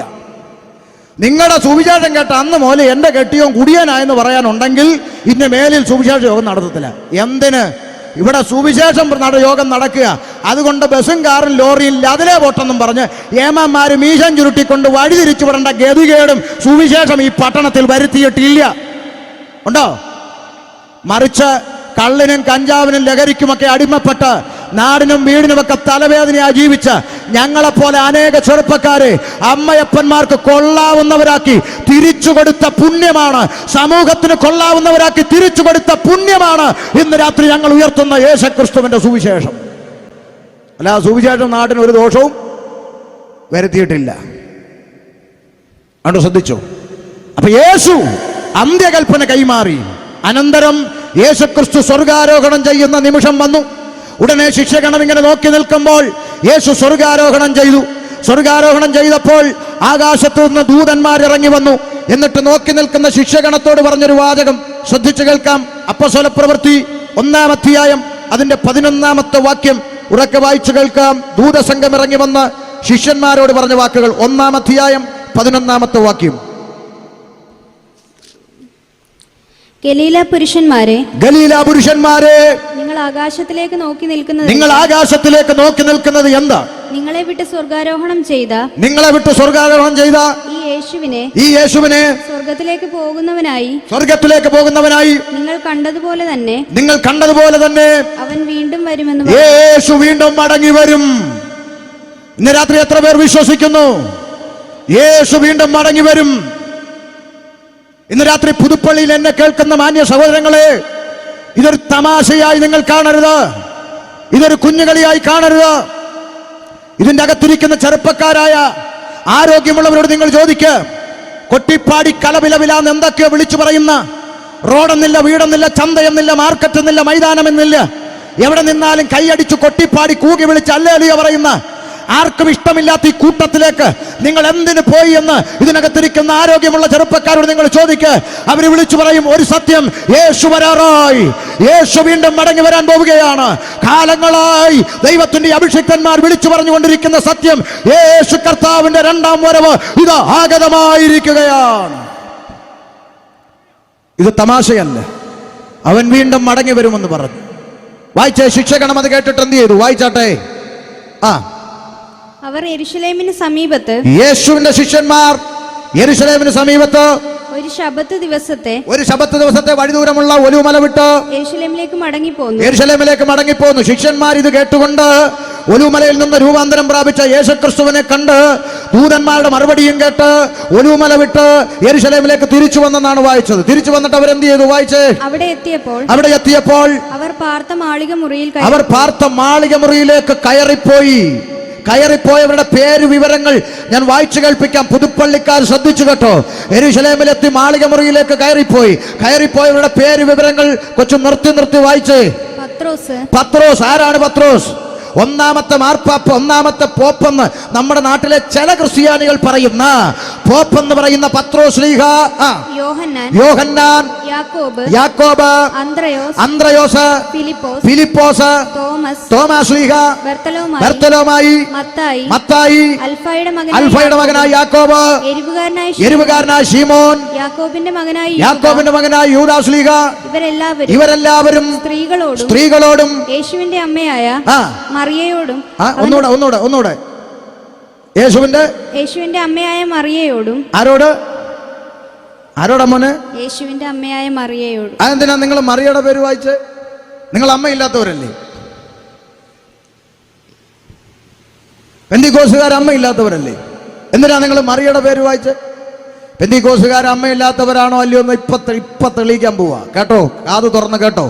ആമേൻ. മുകളിലേക്ക് കയറിപ്പോയവരുടെ കൂട്ടത്തിൽ പത്രോസ്ലീഹ, യൂദാസ്ലീഹ, തോമാസ്ലീഹ, മറ്റു ശിഷ്യഗണം, പോരാത്തതിന് യേശുവിന്റെ അമ്മയായ മറിയയും പിന്നെ അവന്റെ സഹോദരന്മാരോടും കൂടെ ഒരുമനപ്പെട്ട് പ്രാർത്ഥന കഴിച്ചു പോന്നു. അങ്ങനെ അവിടെ മാളിക മുറുകി കയറിപ്പോയി ഒരു മനസ്സോടെ പ്രാർത്ഥിച്ചുകൊണ്ടിരുന്നപ്പോ എന്ത് സംഭവിച്ചു? 2-ാം അധ്യായം 1-ാം വാക്യം. പെന്തക്കോസ്ത് നാൾ വന്നപ്പോൾ, അവരങ്ങനെ പ്രാർത്ഥിച്ചുകൊണ്ടിരുന്നപ്പോൾ എന്ത് സംഭവിച്ചു? ഒന്നുകൂടെ വായിച്ചേ. പെന്തക്കോസ്ത് നാൾ വന്നപ്പോൾ, അങ്ങനെ പ്രാർത്ഥിച്ചുകൊണ്ടിരുന്നപ്പോൾ അവരുടെ ഇടയിലേക്ക് കുറച്ച് പെന്തക്കോസ്തുകാർ വന്നപ്പോൾ എന്നാണോ? പറ. പെന്തക്കോസ്തുകാർ അവരുടെ ഇടയിലോട്ട് കയറി ചെന്നാണോ? അല്ല, പെന്തക്കോസ്തുകാർ എന്നല്ല, പെന്തക്കോസ്തു നാൾ വന്നപ്പോൾ. പെന്തക്കോസ്തുകാർ അങ്ങനെ ഒരു കാറില്ലടോ. പെന്തക്കോസ്തു നാൾ, ഡേ ഓഫ് പെന്തക്കോസ്റ്റ്, 50-ാം പെരുന്നാൾ വന്നപ്പോൾ, പന്തക്കുസ്ത പെരുന്നാൾ ദിവസം വന്നപ്പോൾ. മനസ്സിലായോ? പെന്തക്കോസുകാർ, ബെന്തിക്കോസ്, പുന്തുക്കോസ്, പെന്തക്കോസ്, അങ്ങനെ ഒരു കോസുമില്ല. പെന്തക്കോസ് ഒരു ദിവസത്തെ അനുഭവമാണ്. 50-ാം പെരുന്നാൾ ദിവസം, ഡേ ഓഫ് പെന്തക്കോസ്റ്റ്, പന്തക്കുസ്ത പെരുന്നാൾ ദിവസം വന്നപ്പോൾ എല്ലാവരും ഒരു സ്ഥലത്ത് ഒന്നിച്ചു കൂടിയിരുന്നു. ആരാ എല്ലാവരും? ലിസ്റ്റ് ഓർമ്മയുണ്ടല്ലോ. പത്രോസ്ലീഹ, തോമാസ്ലീഹ, യൂദാസ്ലീഹ, യേശുവിന്റെ സഹോദരങ്ങൾ, അവരെല്ലാം കൂടെ ഒരു സ്ഥലത്ത് ഒന്നിച്ചു കൂടിയിരുന്നപ്പോൾ പെട്ടെന്ന് കൊടിയ കാറ്റടിക്കുന്ന പോലെ ആകാശത്ത് നിന്ന് ഒരു മുഴക്കമുണ്ടായി. പ്രാർത്ഥിക്കുന്നവർ കൂടിയിരിക്കുമ്പോൾ അങ്ങനെ മുഴക്കം ഉണ്ടാവും. ഇന്നെങ്ങാണോ ആയിരുന്നെങ്കിൽ നാട്ടുകാർ പറഞ്ഞാൽ എന്തൊരു മുഴക്കമായത്, മൈക്കോർഡർ ഉണ്ടോ എന്ന് ചോദിക്കാൻ പറഞ്ഞു ഇല്ലേ? നമ്മളൊക്കെ പ്രസംഗിക്കുമ്പോഴാണ് ഇവിടെ മൈക്കോർഡർ. മനസ്സിലായില്ലേ? ഞാൻ കഴിഞ്ഞ മാസം കോന്നിയിൽ ഒരു പരസ്യോഗൻ പ്രസംഗിക്കാൻ വേണ്ടി വിളിച്ചു. ഒരു കവല ചെന്ന് ഒരു ചേട്ടൻ്റെ കടയുടെ മുമ്പിലോട്ട് ഇതുപോലുള്ള 2 കൊച്ചുപെട്ടി, ഈ കൊച്ചുപെട്ടി അങ്ങോട്ട് അവിടെ എടുത്തു വെച്ച് അങ്ങോട്ട് പാട്ടിടാൻ തുടങ്ങിയപ്പോഴത്തേക്ക് ഈ കടയിലിരിക്കുന്ന ചേട്ടൻ ഇങ്ങോട്ട് ഇറങ്ങും. ഇവിടെ മനുഷ്യന് കച്ചവടം ചെയ്യണ്ടേ, ശബ്ദം ഉണ്ടാക്കിക്കൊണ്ട് മനുഷ്യന് കച്ചവടം ചെയ്യാൻ സമ്മതിക്കത്തില്ല എന്നൊക്കെ പറഞ്ഞ് ചേട്ടൻ ഭയങ്കര വെപ്രാളം. ഞങ്ങൾ പറഞ്ഞു, ചേട്ടാ ഒരു 10-15 മിനിറ്റേ ഉള്ളൂ, ഒന്നും ഇവിടെ വേണ്ടെന്ന് പറഞ്ഞു. അന്നേരം ഞാൻ പറഞ്ഞു, ശരി എന്നാൽ ഞങ്ങൾ അങ്ങോട്ട് മാറി നിൽക്കാമെന്നും പറഞ്ഞ് ഒരു 100 മീറ്റർ മാറി അപ്പുറത്ത് വേറൊരു ചേട്ടൻ്റെ കട എടുത്ത് തന്നു. അപ്പോൾ അയാൾ പറഞ്ഞു, ഒരു കുഴപ്പമില്ല, നിങ്ങൾ സംസാരിച്ചു, നല്ല കാര്യമല്ലേ എന്ന് പറഞ്ഞു. അങ്ങനെ അവിടെ നിർത്തി സംസാരിച്ചു. കേട്ടണേ, ഞങ്ങളിതെല്ലാം യോഗമെല്ലാം കഴിഞ്ഞ് ഈ 2 വെട്ടിയെടുത്ത് പാക്ക് ചെയ്ത് അങ്ങോട്ട് വെച്ച് പോകാൻ നേരമുണ്ട്. ഒരു ലോറിക്കകത്ത് ഒരു വണ്ടി നിറയെ പയ്യന്മാർ കൊടിയൊക്കെ പിടിച്ച് വരുക. ഏത്? നമ്മുടെ DYFIയുടെ പയ്യന്മാർ കൊടി പിടിച്ച് ഇങ്ങോട്ട് വന്നിട്ട് കോന്നിയിൽ അവരുടെ പാർട്ടിയുടെ ഒരു യോഗം. നേരെ ഇല്ല ചേട്ടൻ്റെ കടയുടെ മുമ്പിൽ പോയി വലിയ 4 പെട്ടിയെടുത്ത് അങ്ങ് വെച്ചു. എന്നിട്ട് അവരങ്ങോട്ട് സിന്ദാബാന്ന് വിളിച്ചപ്പോൾ ഇല്ല ചേട്ടനകത്ത് ഇങ്ങനെ ഇരിക്കുക. ഈ 2 കൊച്ചു പെട്ടി ശബ്ദം ശല്യാന്ന് പറഞ്ഞ ചേട്ടൻ 4 പെട്ടി കേട്ടിട്ട് അനങ്ങാതിരിക്കുക. വല്ലതും പറഞ്ഞാൽ പയ്യന്മാർ കയറി മേയും. മനസ്സിലായോ? അപ്പൊ നമുക്കൊക്കെ ഉള്ള ഈ ശബ്ദം, എന്നോ ശബ്ദമാ, കൊച്ചുങ്ങൾക്ക് പഠിക്കണം, SSLC ശല്യം. ഇവിടെയൊക്കെ മുക്കിന് 25,000 50,000 വാട്സ് കെട്ടിവെച്ച് രാവും പകലും കെട്ടുന്നു. ഇവിടെ ഒന്നും ആർക്കും ഈ നല്ല കാര്യം വിളിച്ച് പറയുമ്പോഴാണ് പലർക്കും ഈ പിരിയം കുത്തളകുന്നത്. അതുകൊണ്ട് ശ്രദ്ധിച്ചേ, ഇവിടെ വലിയൊരു മുഴക്കമുണ്ടായി. എന്താ മുഴക്കത്തിന്റെ കാരണം? വായിച്ചേ. വലിയൊരു മുഴക്കമുണ്ടായി. ആമേൻ. അവർ ഇരുന്നിരുന്ന വീട് മുഴുവൻ നിറച്ചു. പെട്ടെന്ന് അഗ്നിജ്വാല പോലെ പിളർന്നിരിക്കുന്ന നാവുകൾ അവർക്ക് പ്രത്യക്ഷമായി അവർ ഓരോരുത്തരുടെ മേൽ പതിഞ്ഞു. അടുത്തത് കേട്ടെ, പുതുപ്പള്ളി കേട്ടെ, എല്ലാവരും പരിശുദ്ധാത്മാവ് നിറഞ്ഞവരായി ആത്മാവ് അവർക്ക് ഉച്ചരിപ്പാൻ നൽകിയതുപോലെ അന്യഭാഷകളിൽ സംസാരിച്ചു തുടങ്ങി. ചോദ്യം നിങ്ങളോട്, ഈ അന്യഭാഷ പറഞ്ഞു കൊട്ടുന്ന കൂട്ടത്തെയാണ് നാട്ടുകാരെന്ത് വിളിക്കുന്നത്? പറ. പെന്തക്കോസ്. അങ്ങനെയാണെങ്കിൽ 1-ാം തരം പെന്തിക്കോസുകാരിയാണ് മറിയ. അന്യഭാഷ പറഞ്ഞു കേട്ടോ. 1-ാം തരം പെന്തക്കോസുകാരനാണ് പത്രോസ്. 1-ാം തരം പെന്തക്കോസുകാരനാണ് യൂദാസ്ലീഹ, തോമാസ്ലീഹ. ഇവരൊക്കെ കൊട്ടിയേച്ചാ ഞങ്ങൾ കൊട്ടാനും അന്യഭാഷ പറയാനും തുടങ്ങിയത്. അതുകൊണ്ട് നിങ്ങൾ അമ്മയില്ലാത്തവരാന്ന് ആരെങ്കിലും പറഞ്ഞാൽ തൻ്റെ അടുത്തോടെ പറയണം, നിങ്ങളുടെ പള്ളി ഫോട്ടോയേ ഉള്ളൂ, ഞങ്ങളുടെ കൂടെ ജീവനോടിരുന്ന് അന്യഭാഷ പറഞ്ഞത്. ആമേൻ. എന്താ ഈ പുസ്തകത്തിലുള്ളതല്ലേ? ഞാൻ വല്ലതും വീട്ടിൽ നിന്ന് എഴുതി കൊണ്ടുവന്നതാണോ? പുസ്തകത്തിൽ എഴുതി വെച്ചിരിക്കുക, എല്ലാവരും പരിശുദ്ധാത്മാവ് നിറഞ്ഞവരായി ആത്മാവ് അവർക്ക് ഉച്ചരിപ്പാൻ നൽകിയതുപോലെ അന്യഭാഷകളിൽ സംസാരിച്ചു തുടങ്ങി. ഇനി രണ്ട് ഭാഗം കൂടെ പറഞ്ഞു നിർത്തും, ശ്രദ്ധിച്ചു കേട്ടോണം. അങ്ങനെ എല്ലാവരും ആത്മാവിന്റെ നിറവിലിരിക്കുമ്പോൾ ഒരാൾ പരിശുദ്ധാത്മാവ് നിറഞ്ഞവനായി പ്രസംഗിക്കാൻ എഴുന്നേറ്റു. ആര്? പത്രോസ്ലീഹ എഴുന്നേറ്റ് പരിശുദ്ധാത്മാവിന്റെ നിറവിൽ ദൈവവചനം ശക്തിയോടെ സംസാരിച്ചു. അപ്പോഴെന്ത് സംഭവിച്ചു? 2-ാം അധ്യായം 37-ാമത്തെ തിരുവചനം വായിച്ചോ. ഇത് കേട്ടിട്ട് പത്രോസ് ആത്മാവിൽ നിറഞ്ഞ് പ്രസംഗിച്ചപ്പോൾ അത് കേട്ടിട്ട് അവർ ഹൃദയത്തിൽ കുത്തുകൊണ്ട്, കേട്ടവരുടെ ഹൃദയത്തിൽ കുത്തുകൊണ്ട്. പറ, നിങ്ങൾ പറ, എന്തുകൊണ്ടു? കുത്തുകൊണ്ടു. അപ്പൊ ഒരു കാര്യം നിങ്ങൾ ഉറപ്പിച്ചോ, പുസ്തകത്തിൽ പറയുന്ന യേശു വാഗ്ദത്തം ചെയ്ത പിതാവിൽ നിന്ന് പുറപ്പെട്ട ബൈബിളിലെ പരിശുദ്ധാത്മാവ് നിറഞ്ഞവൻ എഴുന്നേറ്റ് നിന്ന് ആത്മാവിൽ പ്രസംഗിച്ചാൽ ഇക്കിളിയല്ല കൊള്ളുന്നത്, ചങ്കത്ത് കത്തികേറും. ഇരുവായ്ത്തലയുള്ള ഏത് വാളിനേക്കാളും മൂർച്ചയേറിയതും സത്യമജ്ജ മാംസങ്ങളെ വേർപിടിവിക്കും വരെ തുളച്ചു ചെല്ലുന്ന ജീവന്റെ വചനം അകത്തേക്ക് തുളച്ചു കയറി ചങ്കത്ത് കുത്തുകൊണ്ടു. അപ്പൊ കുത്തുകൊള്ളുന്ന പ്രസംഗം കേൾക്കുമ്പോൾ ഓർത്തോണം, അങ്ങേര് പരിശുദ്ധാത്മാവിലാ പ്രസംഗിക്കുന്നതെന്ന്. പക്ഷെ നമുക്കതൊന്നും ഇപ്പോൾ വേണ്ട, അതൊക്കെ പണ്ട്. ഇപ്പോഴത്തെ കൺവെൻഷൻ പ്രസംഗം കഴിഞ്ഞ് ഇറങ്ങിപ്പോകുന്ന പെണ്ണുങ്ങൾ വണ്ടിയിലോട്ട് കയറി ഇരുന്ന് ഫോൺ എടുത്ത് വിളിച്ചായിരുന്നോടി, ഞാൻ യോഗത്തിലായിരുന്നോണ്ടാ എടുക്കാഞ്ഞ്. എവിടെ? കൺവെൻഷൻ ആയിരുന്നു. ആണോ? എങ്ങനെ ഉണ്ടായിരുന്നു? അയ്യോ ഒന്നും പറയണ്ടടി, ചിരി ചിരി ചിരി ചിരി ചിരി ചിരി ചിരി ചിരിച്ച്. ഇതാണിപ്പം ഇതാ പരിപാടി, ചിരി ചിരി. അപ്പം ചിരിക്കാനാ വരുന്നതെന്ന് മനസ്സിലാക്കിയിട്ട് പ്രസംഗകർ ഇപ്പം എന്ത് ചെയ്യാൻ തുടങ്ങി? ചിരിപ്പിക്കാൻ തുടങ്ങി. നടക്കട്ടെ.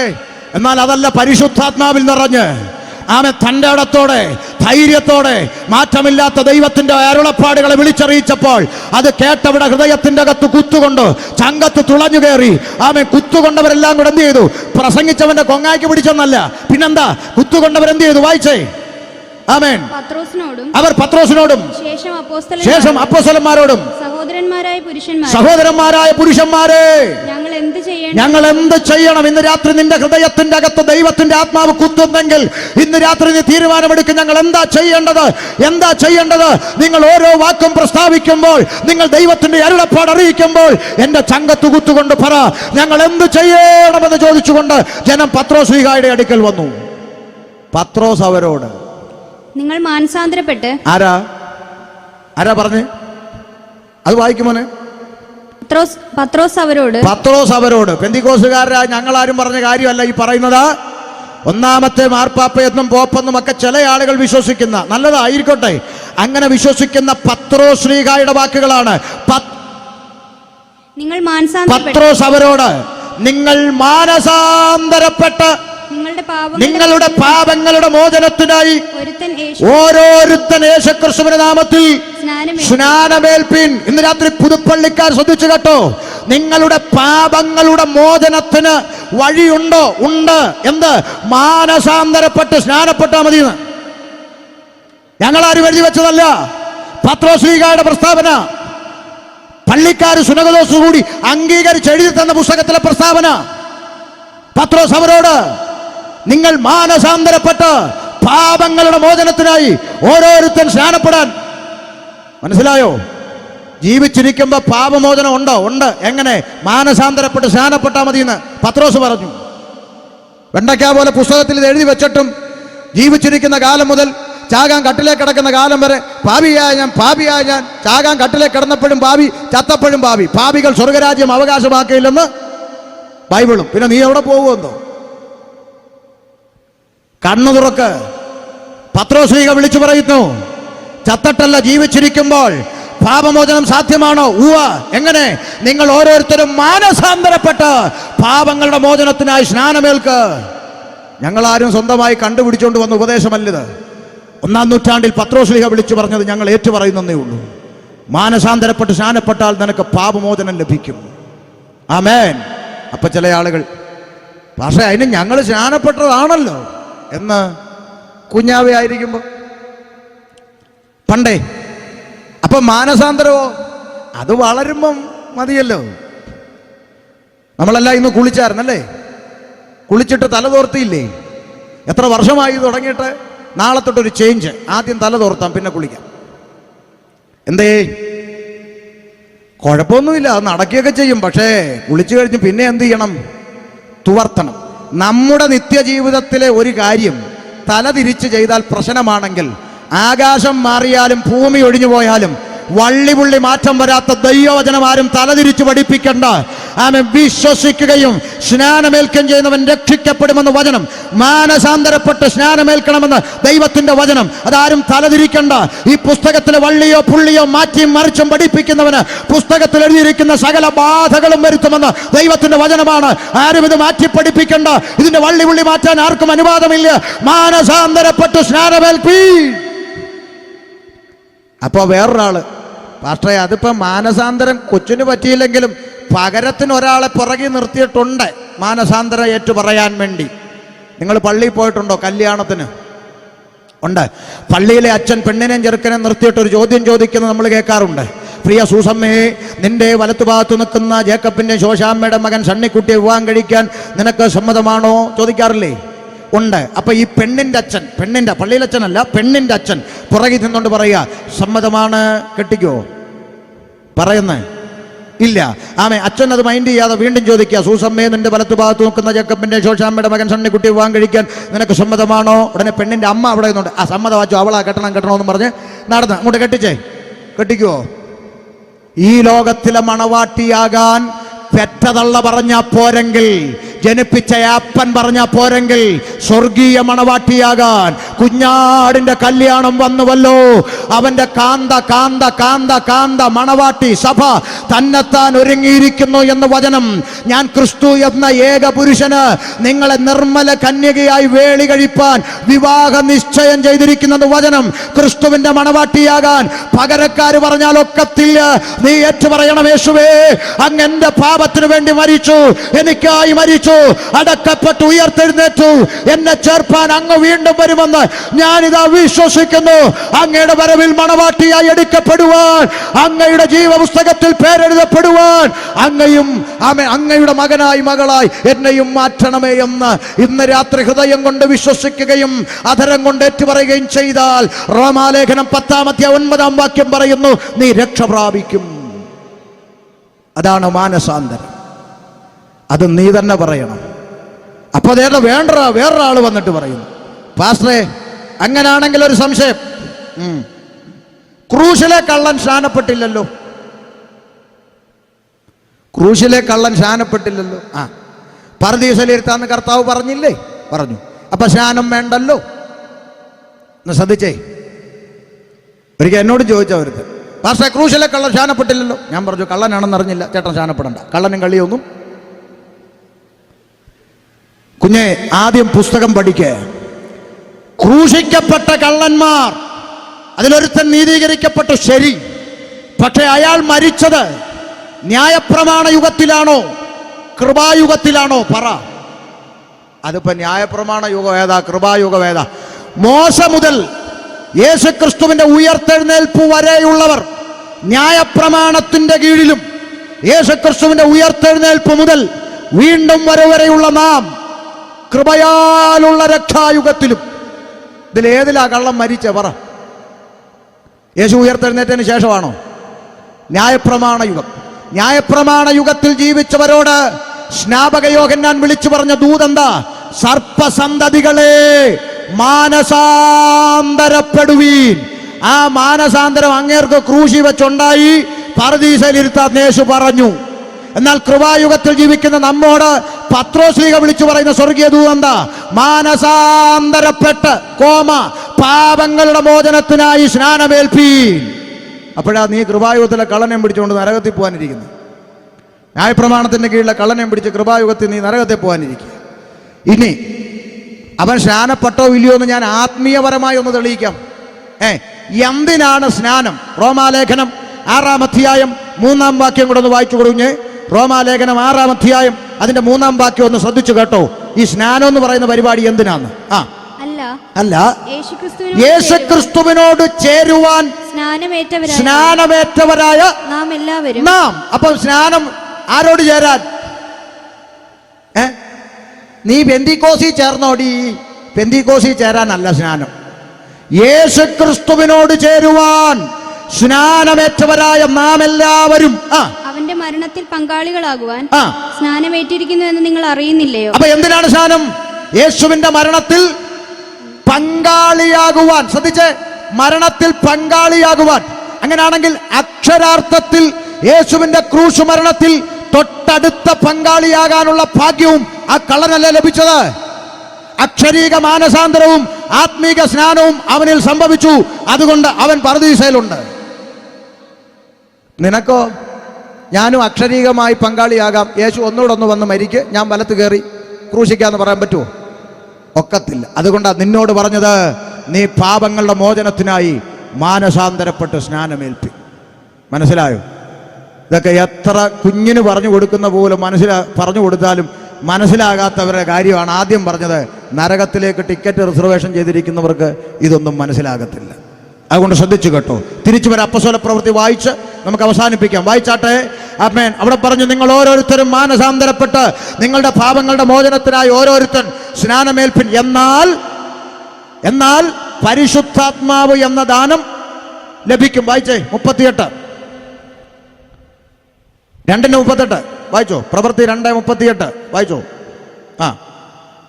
പത്രോസ് അവരോട് നിങ്ങൾ മാനസാന്തരപ്പെട്ട് നിങ്ങളുടെ പാപങ്ങളുടെ മോചനത്തിനായി ഓരോരുത്തരും യേശുക്രിസ്തുവിന്റെ നാമത്തിൽ സ്നാനമേൽപ്പിൻ. എന്നാൽ പരിശുദ്ധാത്മാവ് എന്ന ദാനം ലഭിക്കും. അടുത്തത് വാഗ്ദത്തം. ഈ പരിശുദ്ധാത്മാവ് എന്ന് പറയുന്ന വാഗ്ദത്തം നിങ്ങൾക്കും അവിടെ കൂടി വന്നവർക്ക്, നിങ്ങളുടെ മക്കൾക്കും അവരുടെ മക്കൾക്ക്, നമ്മുടെ ദൈവമായ കർത്താവ് വിളിച്ചു വരുത്തുന്ന ദൂരസ്ഥരായ ഏവർക്കും എന്ന് പറഞ്ഞാൽ ദൂരെ കിടന്ന ജനമല്ലാതിരുന്ന ഷമീറിനും ഷിയാനും നാരായണനും ഗോപാലിനും അമ്മദൂട്ടിക്കും ഒക്കെ ഈ പരിശുദ്ധാത്മാവിനെ കൊടുക്കുമെന്ന്.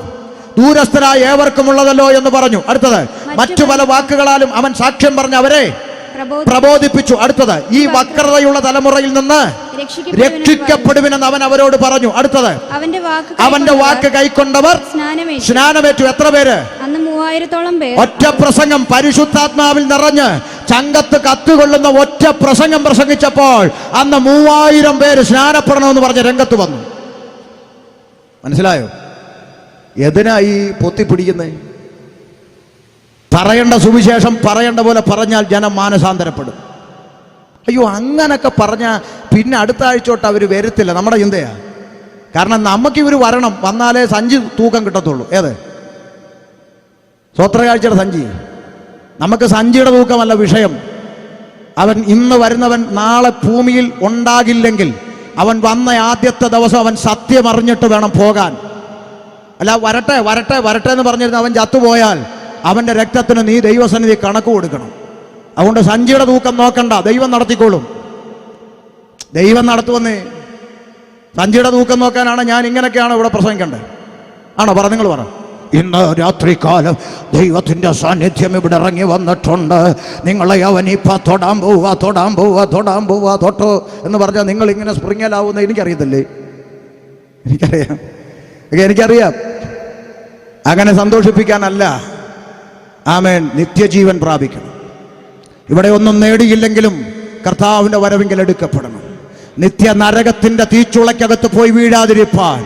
ആമേ. രാവിലെ ചായ ഉണ്ടാക്കുന്ന ചായപാത്രത്തിൽ ചെറുവിരലിൽ ഒന്ന് പൊള്ളിയാൽ അയ്യോ മമ്മിയെ പേസ്റ്റ് എന്തിയെന്നും ചോദിച്ച് ഓടി നടക്കുന്ന നീ, കെടാത്ത തീയും ചാകാത്ത പുഴുവൻ കത്തുന്ന പൊയ്യക്കകത്ത് ഫുൾ സ്റ്റോപ്പ് ഇല്ലാത്തൊരു കാലത്തോളം തീച്ചൂളക്കകത്ത് കിടന്ന് വേവാതിരിക്കാൻ ഇന്ന് രാത്രി ഒരു കൊച്ചു കുഞ്ഞിന് മനസ്സിലാകുന്ന പോലെ പരിശുദ്ധാത്മാവ് നിന്നോട് പറയുകയാണ്. ആകയാൽ പാപങ്ങളുടെ മോചനത്തിനായി മാനസാന്തരപ്പെട്ട് സ്നാനമേൽപ്പീൻ. എന്നാൽ പരിശുദ്ധാത്മാവിനെ നിനക്ക് തരും. ഈ വക്രതയുള്ള തലമുറയിൽ നിന്ന് അവന്റെ വാക്ക് കൈക്കൊണ്ടവർ സ്നാനമേറ്റു. അന്ന് 3000-ഓളം പേർ അവരോട് ചേർന്നു. അടുത്ത വാക്ക് അവർ അപ്പോസ്തലന്മാരുടെ ഉപദേശം കേട്ടും. അടുത്തത് കൂട്ടായ്മ ആചരിച്ചും. അടുത്തത് അപ്പം നുറുക്കിയും. അടുത്തത് പ്രാർത്ഥന കഴിച്ചും പോന്നു. ആ കൂട്ടത്തെ നോക്കി സ്വർഗം ഒരു പേര് വിളിച്ചു. 47-ാം വാക്യം വായിച്ച് പുസ്തകം അടയ്ക്കാം. ദൈവത്തെ സ്തുതിക്കുകയും സകല ജനത്തിന്റെയും കൃപ അനുഭവിക്കുകയും ചെയ്തു. അടുത്തത് കർത്താവ് രക്ഷിക്കപ്പെടുന്നവരെ ദിനംപ്രതി ദിനംപ്രതി സഭയോട് ചേർത്തുകൊണ്ടിരുന്നു. പുസ്തകമടയ്ക്കാം. ആ കൂട്ടത്തെ നോക്കി സ്വർഗം വിളിച്ച പേരാണ് കുഞ്ഞെ സഭ. സഭ സഭയെന്ന് പറഞ്ഞാൽ ആകാശമുട്ട ഗോപുരം കെട്ടിവെച്ചിരിക്കുന്ന വലിയ കെട്ടിടത്തിന്റെ പേരല്ല സഭ. രക്ഷിക്കപ്പെട്ടവരുടെ കൂട്ടം, സ്നാനപ്പെട്ടവരുടെ കൂട്ടം, ആത്മനിറ പ്രാപിച്ച കൂട്ടം, ഉപദേശമുള്ള കൂട്ടം, കൂട്ടായ്മ ആചരിക്കുന്ന കൂട്ടം, അപ്പം നുറുക്കുന്ന കൂട്ടം, പ്രാർത്ഥന കഴിക്കുന്ന കൂട്ടം. അത് പുഴവക്കത്ത് കൂടിയാലും മരച്ചുവട്ടി കൂടിയാലും കെട്ടിടത്തെ കൂടിയാലും ടെറസിന്റെ മേലെ കൂടിയാലും ചന്ത മൈതാനത്ത് കൂടിയാലും 2 3 പേർ എൻ്റെ നാമത്തിൽ കൂടി വരുമ്പോൾ അവരുടെ മധ്യേ ഞാൻ ഇറങ്ങി വരാമെന്ന് വാക്ക് പറഞ്ഞ് മഹാദൈവത്തിന്റെ സാന്നിധ്യം ഇറങ്ങി വരുന്നിടം. അതാണ് രക്ഷിക്കപ്പെട്ടവരുടെ കൂട്ടം, അതാണ് സഭ. ഒറ്റ വാക്ക് പറഞ്ഞ് അവസാനിപ്പിക്കാം. ഈ പറയപ്പെട്ട സഭയെ ചേർക്കുവാനാണ് യേശു വീണ്ടും വെളിപ്പെടാൻ പോകുന്നത്. ഇന്ന് രാത്രി നീ രക്ഷിക്കപ്പെട്ട കൂട്ടത്തിലുണ്ടോ? സ്നാനപ്പെട്ട കൂട്ടത്തിലുണ്ടോ? ആത്മനിറ പ്രാപിച്ച കൂട്ടത്തിലുണ്ടോ? ഉപദേശമുള്ള കൂട്ടത്തിലാണോ? അപ്പം നുറുക്കി പ്രാർത്ഥന കഴിക്കുന്ന കൂട്ടത്തിലാണോ?